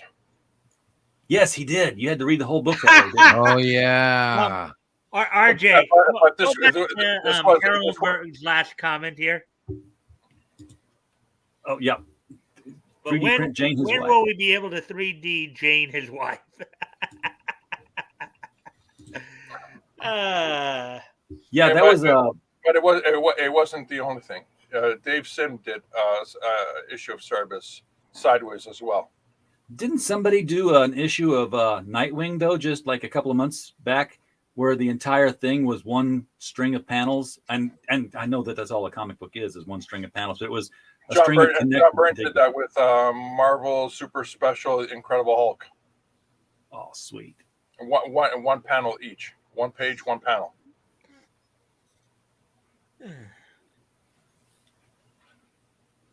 I remember Mandragora. Yeah, this was my era of reading Fantastic Four right here. This was when I would, stay at my grandmother's house every Friday, and I would go to the IGA down the street, and I would find the cleanest, crispest copy of a comic book that I wanted, and then I would bend the corner on the rest of them. Okay, so the interesting thing on the one on the left is that the rip of the cover is actually showing you the first page of the comic inside. Yeah, I would love to do that. And again, Dr. Doom big, everybody else small. Dr. Doom's got to be drawn big. Oh, I remember that. Yeah, he was dead. The only thing left was the mask. Yeah, and Reed Richards had disappeared in the same explosion. And he pushed his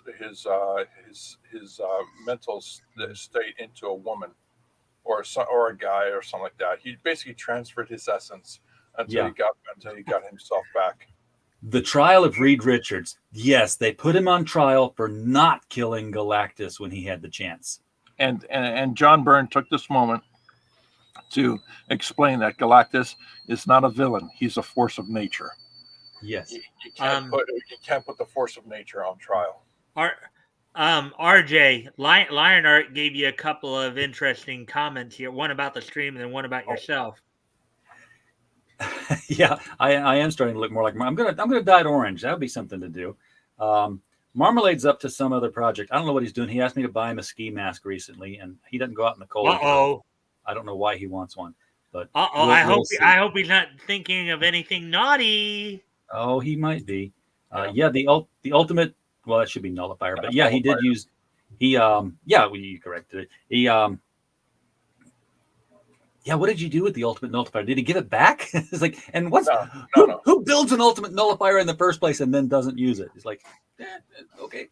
Actually, I do remember in the 90s when I think they actually, the 90s Fantastic Four cartoon, when they actually did like an animated adaptation of that comic you just talked about, with the Watcher involved as well and all that. Oh yeah. Now here's the post Secret Wars. This is the introduction of the Thing's replacement. And also Fantastic Four cover #1 homage. Yep.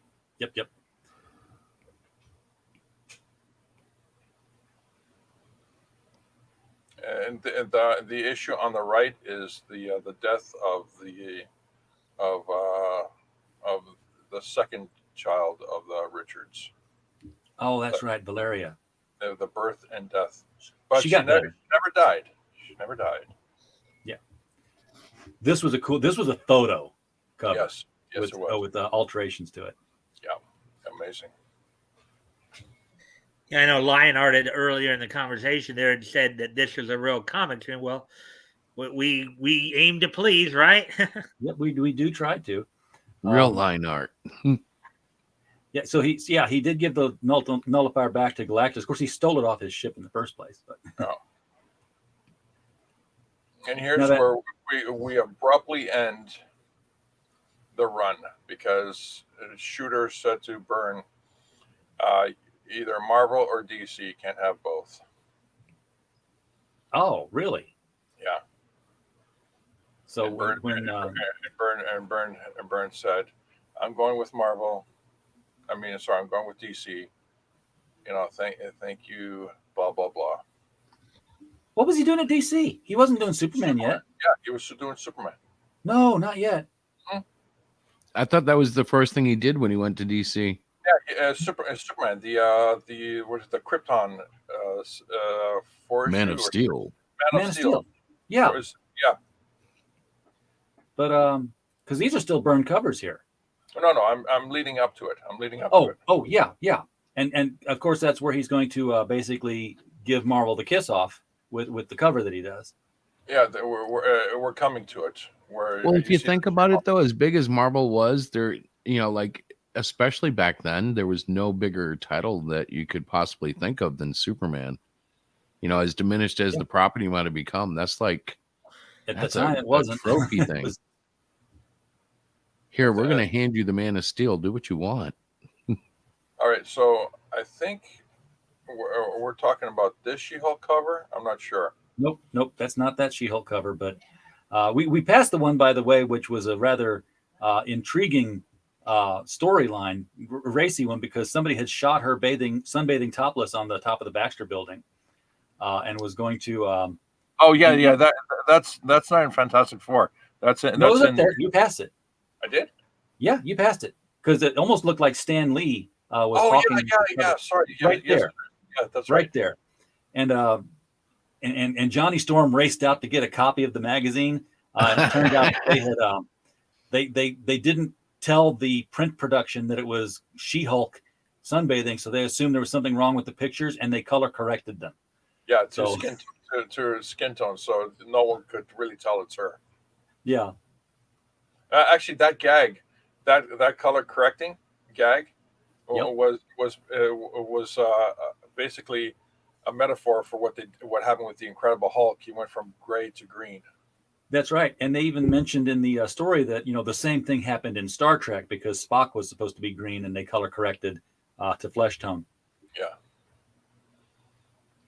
And then, of course, Spock is a green creature. Yeah, Spock was supposed to be green in the first episode. And it wasn't the first episode with Kirk. It was the pilot that they did with Pike. Jeffrey Hunter. Yeah. So, yeah, that looks like she's being kicked by Doomsday, but that's not the kiss off yet because these are still burn covers going on here. This is where Byrne cleverly brings the original Jean Grey back. Yep. Did it in Fantastic Four where everybody was reading Dr. Doom versus the Beyonder. This is where, and of course, it can't be not you again tonight. Yeah. Second time we've seen that. And you guys know that the '90s Spider-Man animated series, they actually did adaptations of both Secret Wars and Spidey Wars. Oh yeah, but they never quite get it right. There it is. That's the one he was saying going to DC now. Yeah, that's right. The issue 1 of Action Comics. It's mirror flipped, but it's definitely Ooh. Action Comics #1. Yeah. That's blatant.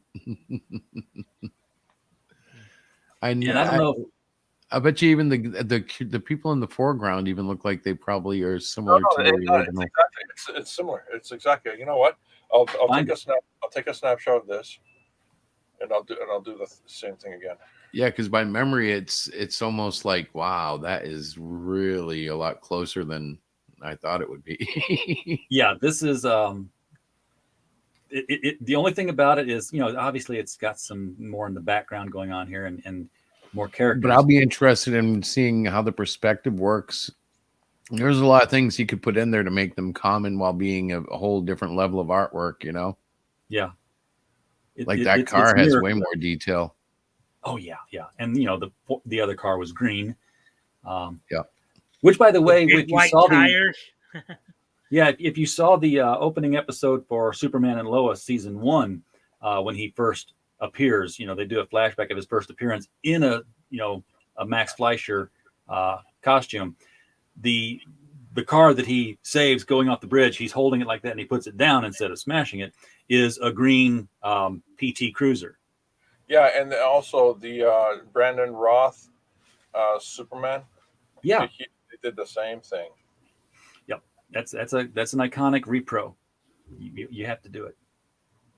All right, I got it here, and here we go. Oh yeah, there it is. So yeah, you can see in the lower corners the guy holding his face and running. That's yep. Gosh, That, John Byrne of course, is from the scene where Lois had basically been kind of kidnapped by the mobsters who wanted to have some fun with her, as it were. Yeah. Oh, the innocence of the old comics. Everyone's talking about which ones they have. Mike Jimmy's like, I have none of these. Well, many of these are older type comics, Jimmy. It would probably Mike Jimmy. I certainly don't have Action 1. I wish I did. And here it is. But if you guys do want to see it read, you can go back to one of my previous Friday night episodes because it's still up. Yep, you did cover it. So yeah, George has flipped it here so you can see it even better side by side. Oh, yeah. Me. No, I didn't make it any bigger. Which is actually interesting because I will show you again. Going back to my Joe King book 1, the front cover and the back cover of Joe King book 1 is. In a sec, I'll show you. This is the front cover of Joe King book 1. Aha. Which is a different angle on the same concept, but Joe on the back cover. You did it twice. You stole it twice, George. That's beautiful. You got the alien running off in the corner. You got Lionheart. I'm just getting close to the camera so I could read see what the comments are saying here. So yeah, some of us, our eyes are, we gotta like when there's a postage stamp comic, I gotta get in here and see it. It's just So I'll take a snapshot and do a side by side with mine, so you can see the gag. Oh, perfect. That'll be cool. And here you go. Yeah, yours is a lot closer than Burns is. That is awesome. But if you look closely, it's a pizza delivery car that Joe is smashing. Yeah. There's a gag in the story, and I'll tell you what it is. There's a scene immediately in the first, say, 5 pages. Joe King meets up with his wife, and it's coming. And the wife says, I'm really not happy that you go, flying off your own adventures. And he said, blah blah blah, and she said, you stopped a whole bunch of bad guys by this. He goes, yeah, I had to, destroy the vehicle that they stole. That's the only way I could have stopped them. Right? They stole the car, so the only way for him to stop the bad guys was to destroy the car. And that's the gag on the cover. Joe King destroying the car to stop the bad guys from stealing the car. Well, it did stop them. I mean, come on. Yeah. So yeah, that's how I played it. But I tried to play as close as I can to it. But here's the interesting thing. What you're seeing here, I actually had modeled it.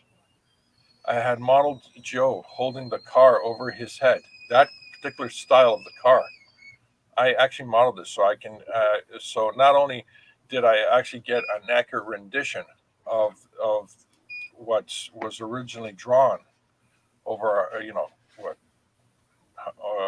close to 100 years ago, but I was able to rotate that image so I can get the same dynamic shot in a different angle. Oh, I see what you're saying. Yeah, 88, 89 was actually a very interesting year for Superman in many ways, because you did have the John Byrne doing the post-crisis reboot of Superman. I think at the time they had Action Comics Weekly coming out in 88. You also had the Ruby Spears Superman cartoon that was based on John Byrne's work. And then 89, I believe, was when they had that live-action Superboy series coming out. Superman had a big couple of years there in 88, 89. Yeah, that wasn't a great series either, but I've got it on DVD, so I can still watch it. John Byrne wanted to do a lot more with Superman than he was allowed to get away with. He tried it in the books a little bit, and he started alluding to it, but then had to pull back because he was really going to change Superman's power set and not change it at the same time. His explanation was that Superman's greatest power was that he is the most powerful psychic in the universe. And he had reasons that worked. I mean, you'd see in Man of Steel, he's flying a chunk of a mountain, and he actually, says to himself that I notice things are easier to lift when I'm flying them than when I'm just lifting them, because he's levitating them, and he's putting a force field around him so that, he's holding a chunk of the mountain and it doesn't break off in his hands and fall over, because that's what would happen if you were to grip a building by the corner. If you read Fantastic Four 250, I think it might have been 249, The Guardian lifts the side of a building, and Byrne talks about how that would be impossible through Reed Richards. Yes. So he's always thought about the physics of these things. And there was a reason in that book that had nothing, it had to do with illusion. But, he pointed out there too, this shouldn't happen like that. The heat vision was just, pyrokinesis. He just thinks he has to look at it. X-ray visions, clairvoyance. But when he really hit it was when he talked about, and he didn't do this in the comics, he didn't get to, but I think he did an essay somewhere on it. Superman's clairaudience, where he hears a shot's been fired, and he races off to jump in front of the bullet and save Lois from being shot. He's like, that's great. Superman is that fast to get there that quickly as soon as he hears the shot. Unfortunately, the shot itself is still a normal shot, and it takes the speed of sound to get to him, which means that by the time he actually hears it, she's dead. Yes. Unless he hears it before the shot goes off, which again is a predictive, clairaudient power. Yeah. Ooh. Yeah, he is a thinker like that too. It's a very fascinating look at Superman's powers. Now, of course, you've still got the solar radiation kind of thing. His invulnerability is actually part of his psychokinesis, deflecting things away from him. He's got that. And it's passive. He doesn't have to think about it. It's just always happening. His mother in Man of Steel, gives him a tight-fitting suit because she said, "I noticed, when you were a kid, the clothes that fit you the tightest never got dirty." Because they were, things were just being deflected away from him at a very microscopic level. It was his aura. But what you just said, the first time Superman met the Legion of Superheroes in the John Byrne work. One of the Legion of Superheroes commented on Superman's psychic powers Oh yeah. briefly in one panel as a throwaway. Now I got something extra special for this chat. And we'll continue with the covers. This is the construction right here. I got it. Ooh. So that's how you got that cover image. And this is a 3D image that you rendered. Yeah, give me a sec. I'm going to hide all the controllers. I can move this. I can animate this. I can do everything. Oh yeah. I'm just gonna. That does look kind of cool. I'm gonna hide Watch all the this, controllers. So let's see. Get rid of the lights. Give me a sec. At least from that angle, it looks like he's about to throw the car. This is the angle of the cover. Yeah. Yeah, this is where you stopped it and said, okay, now render that flat into a comic book. Well, no, I didn't render it flat. I just did a quick snapshot, screen snapshot. Okay. And that's what I used to illustrate. To get work. Your roughs from, right? Yeah. So here's the wireframe. Oh, that's a lot. There we go, Mike. Look at that. Oh, yeah. Yeah, it still kind of looks like he's about. Oh, I see. You got George in there, or you got your Joe King character in there as Superman. He looks like, as I said though, he looks like he's about to just throw it. Yeah. So this is Action Comics #1. This is how I originally posed it. And that's your snap for the back cover, and then you tilted it for the front cover. And then I figured out what the front cover was, and then I did the rotation. So actually, because the cover is so accurate about how the car was being held, yeah, you were able to make the model, and now you know exactly what angle it was even being held at, off the left arm to the right arm. Yeah. George, just make us a Blu-ray of the making of Joe King already. Oh, Harrenberg. What software is that? Is that just Blender? No, this is Maya. Ah, very nice. It's an expensive software. I purchased the last perpetual license of Maya back in 2016 license. After that, it became a a subscription license. Ooh, and let me say this: there's no freaking way I'd be paying subscription. No. I had to get a subscription today for Microsoft Office, but there was no other way around it. I hate software as a service. It sucks. It's a scam. Well, you know what's funny? They're starting to condition me because I bought Procreate and they keep updating it, and I've only bought it once for $10. I'm starting to feel guilty. I'm like, how are they staying in business? I don't even pay a subscription. So watch this. So when I want to figure out, I've interlocked. You see, just watch on a technical note very carefully. You see, as soon as I highlight this master controller, there's areas become pink. Yeah. Right. Those are called the children. So this is the parent, and those are the children. Now, if I move this, it moves the card too. So yeah, they're connected by the basis of those arms. So I can have Joe trying to throw the car in like this instead of the usual way. I tried this. I tried this rendition. I tried what else? I tried like this. I even brought it down, like a little further down. Oh, a little to the left. Like that. Hey, I tried a whole bunch of options, and then of course, when you select the master at the bottom, it moves the whole thing. That's cool. RJ, Miss Rena has graced us with her presence. I see that. Thank you. Welcome, Miss Rena. Harrenberg's going for the deep cut here for anybody who has read Larry Niven's work. All the Myriad Ways, in which he was published Man of Steel, Woman of Kleenex, a hilarious dissertation on why Superman and Lois could never have children, let alone try to have children.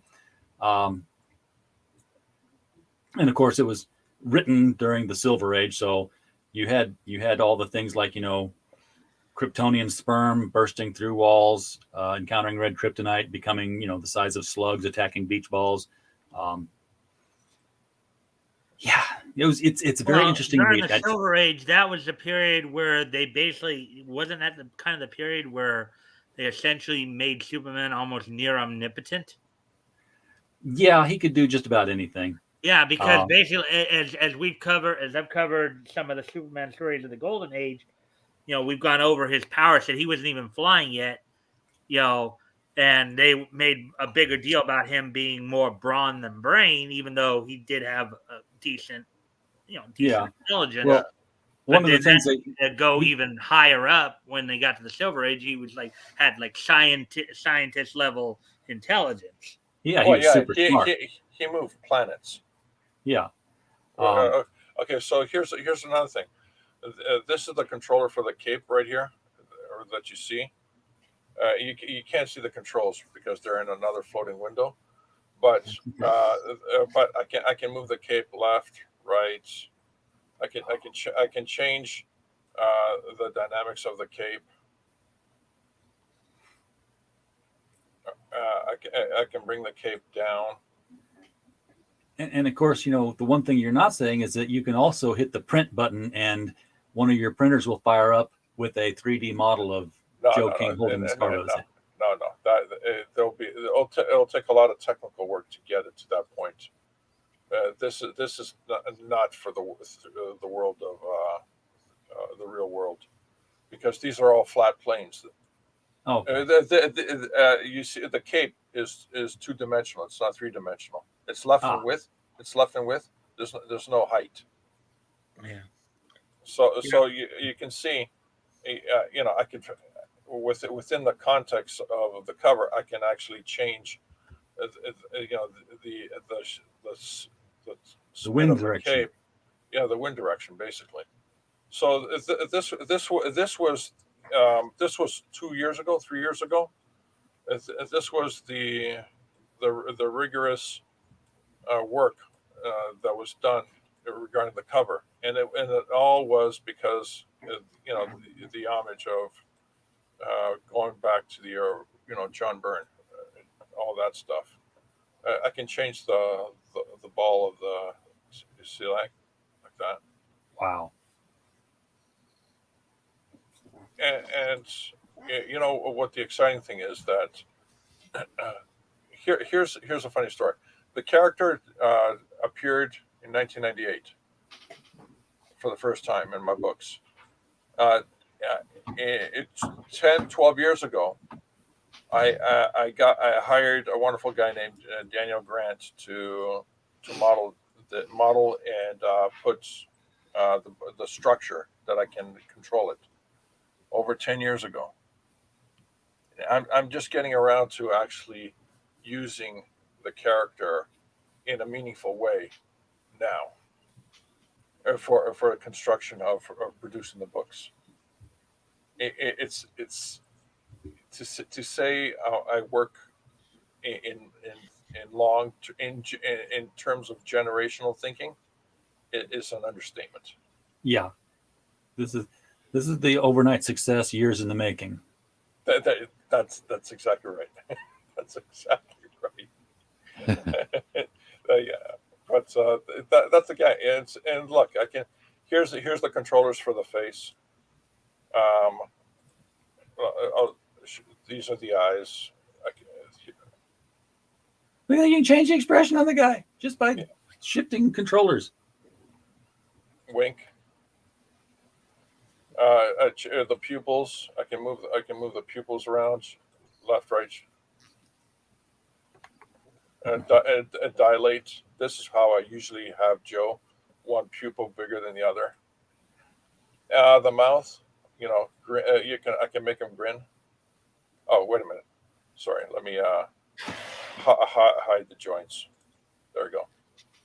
I can make him smile. Can you make him open his mouth? Yeah. I can miss that. Where's the mouth controller? As a little side note here, Stu is telling us that Vicky and Dean will be on. And Yeah. That's Vicky and Dean. So what? That's their show. I Look at forgot that. all about them. That's how good this show has been. Okay, so check it out. You've got a is that there's a tongue in the mouth. The mouth is closed, but you've got a tongue in there. Yeah. The tongue's controllable too. Give me a sec. Where is it? I just thought it'd be like a hole, like a black hole, because but you've like I halfway feel like you could cut his hair and you could see his brain sticking out the top of his head because you've rendered so much in this. There's the tongue. Oh man, that's All right, curl the tongue, stretch it, stretch it out. Going back to the mouth, I can actually do was it grit the teeth. so. If I understand this correctly, George, and I think I do, you've got. I'm going to oversimplify it. You've got a file called Joe King. And every panel he's going to be in, you simply paste in Joe King and then use all the controllers to get him to stand and look and be the way you need him to be. And then he's a fully animated character, just like something coming out of Pixar. And full controls, like the hands right here. I select the hand, and now I can do a fist in the hand. Okay, so here's a technical question. Once you've got a wireframe in place, now this is a file that you've got, car.wireframe and joe.wireframe all in here. Can you exchange one wireframe for the other if it's a similar wireframe and have it take the place? Like if you had Joe's wife wireframe. Oh no. Because unless the character has exact same controllers, exact same names, and all that stuff, it will not appear that way. Okay, so I didn't know if you could like swap them out and they'd be like in the same pose or something. And John Della Rose in the chat. Welcome, John. Glad to see you out there, man. I have no idea what he's talking about. Anyways, let's continue. No, talking about this chat that we're not talking about. Okay, the controllers, they have to be exactly the same. Okay. They have to be named the same. They have to be in the same position in 3D space. Otherwise, nothing will work. So that's the guy. That's how technically it came into existence. I'm a little surprised by the fact that you since you have a tongue and teeth inside that head with a closed mouth, that you didn't render the interior of the car and the bottom oil pan and stuff. No, and that's don't save. Give me a sec. Go back to the sharing the cover screen. No, that's the part where it's artistic creativity, right? Yeah, well, you're not going to reuse the car. Or at least not from an angle where you'd see that anyway. Whereas you do use George, and sometimes his mouth is going to be open. You use Joe. I got you two conflated all the time now because he's your image. Yeah. Give me a second. Let me see. There we go. I'll put it back up here. There you go. And you can see I made the underbelly. I made it up. Yeah. I figured there's a pipe that goes between one wheel and the other, and a long pipe that goes across the bottom to the back axle, and then all I did was then I just started drawing lines.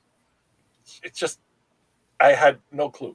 I didn't even look for references under the cars, because for crying out loud, it's a freaking space ship. It's a space car. How do you know? You think Jack Kirby spent a bunch of time looking through manuals to say how would a fourth world computer thing look? No, it's just bunch of right angles in odd places. Yeah, and you know what Kirby did? He did it as bombastic as his designs were. John Byrne on his form actually 3D modeled a lot of the crazy spaceship designs that Kirby came up with, and they all work in 3D space. It was fantastic. I don't know where in his form is huge, but it actually exists, and it blew my mind, including the what do you call the space car driven by the Eternals, the kids, the young Eternals, You're thinking of the Forever People? Forever People. Yes.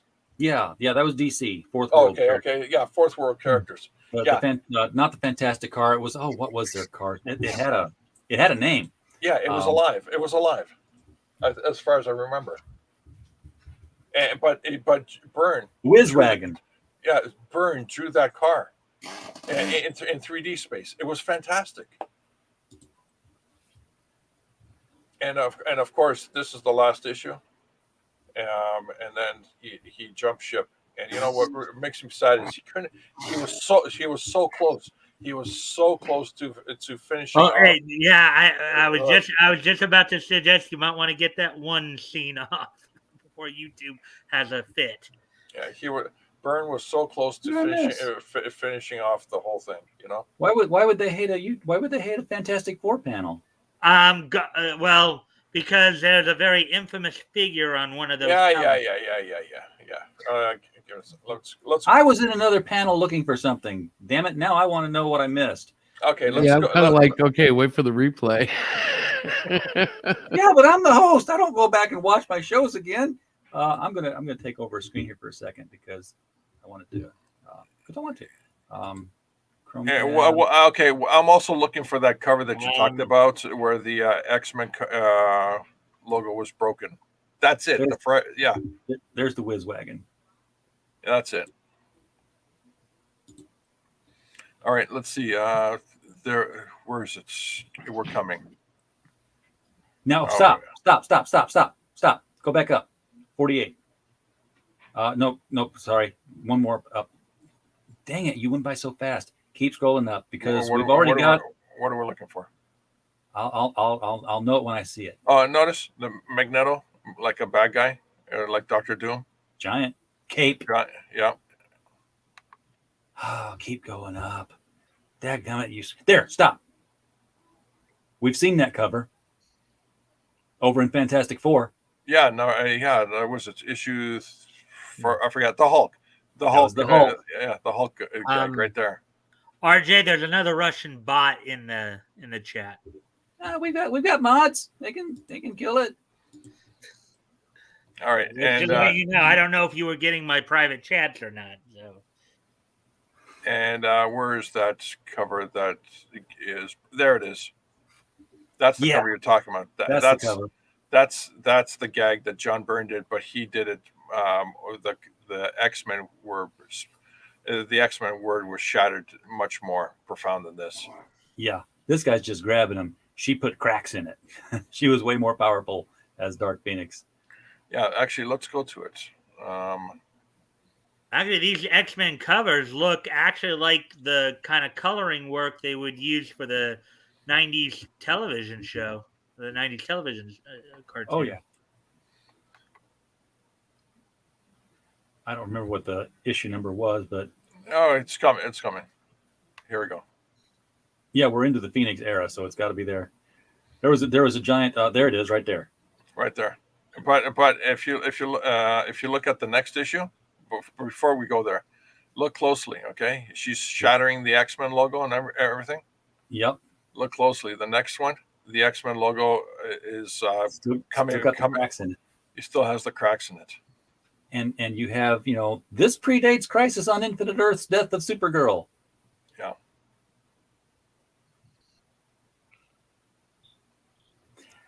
Now I've got to reread all these again because, she's dead, she died, and now the next one is, Phoenix must die. Well, didn't she already? No.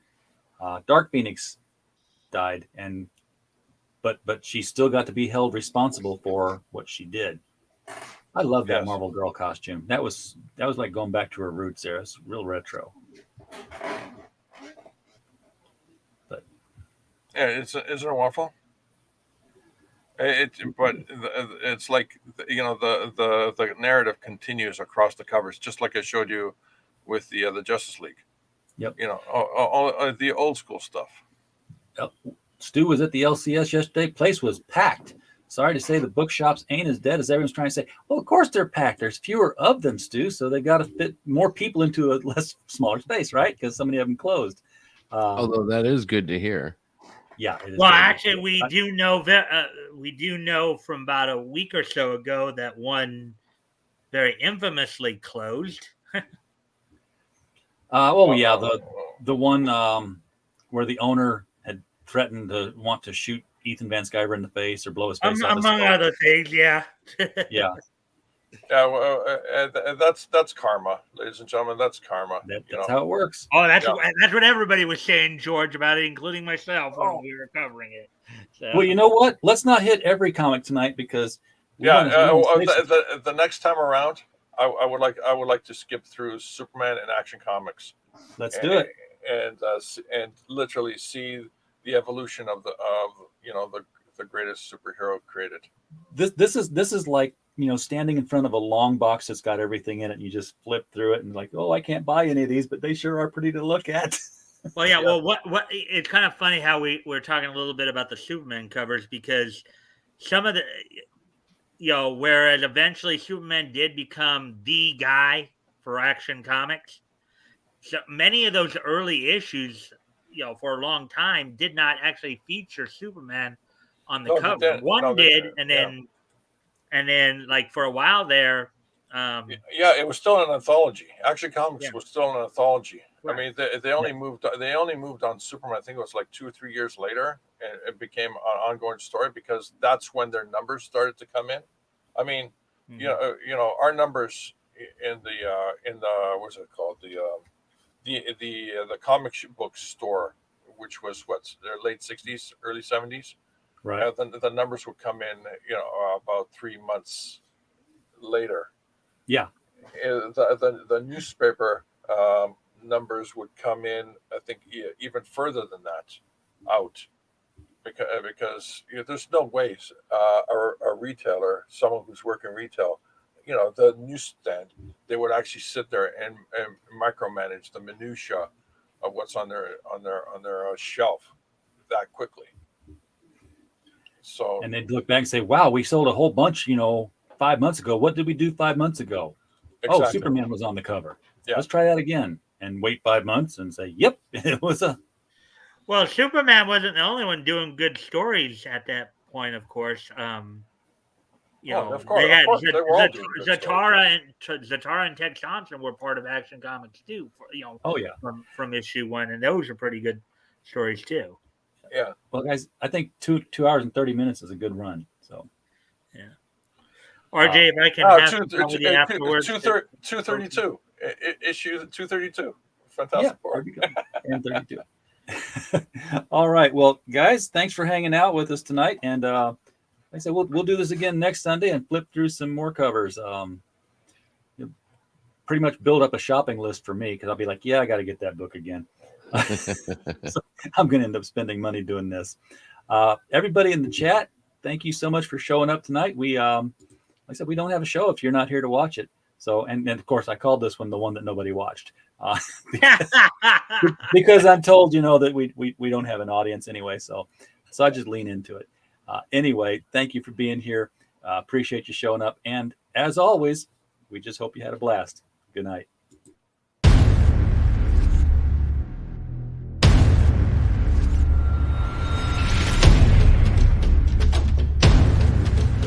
If you can hear me, have a good night, guys.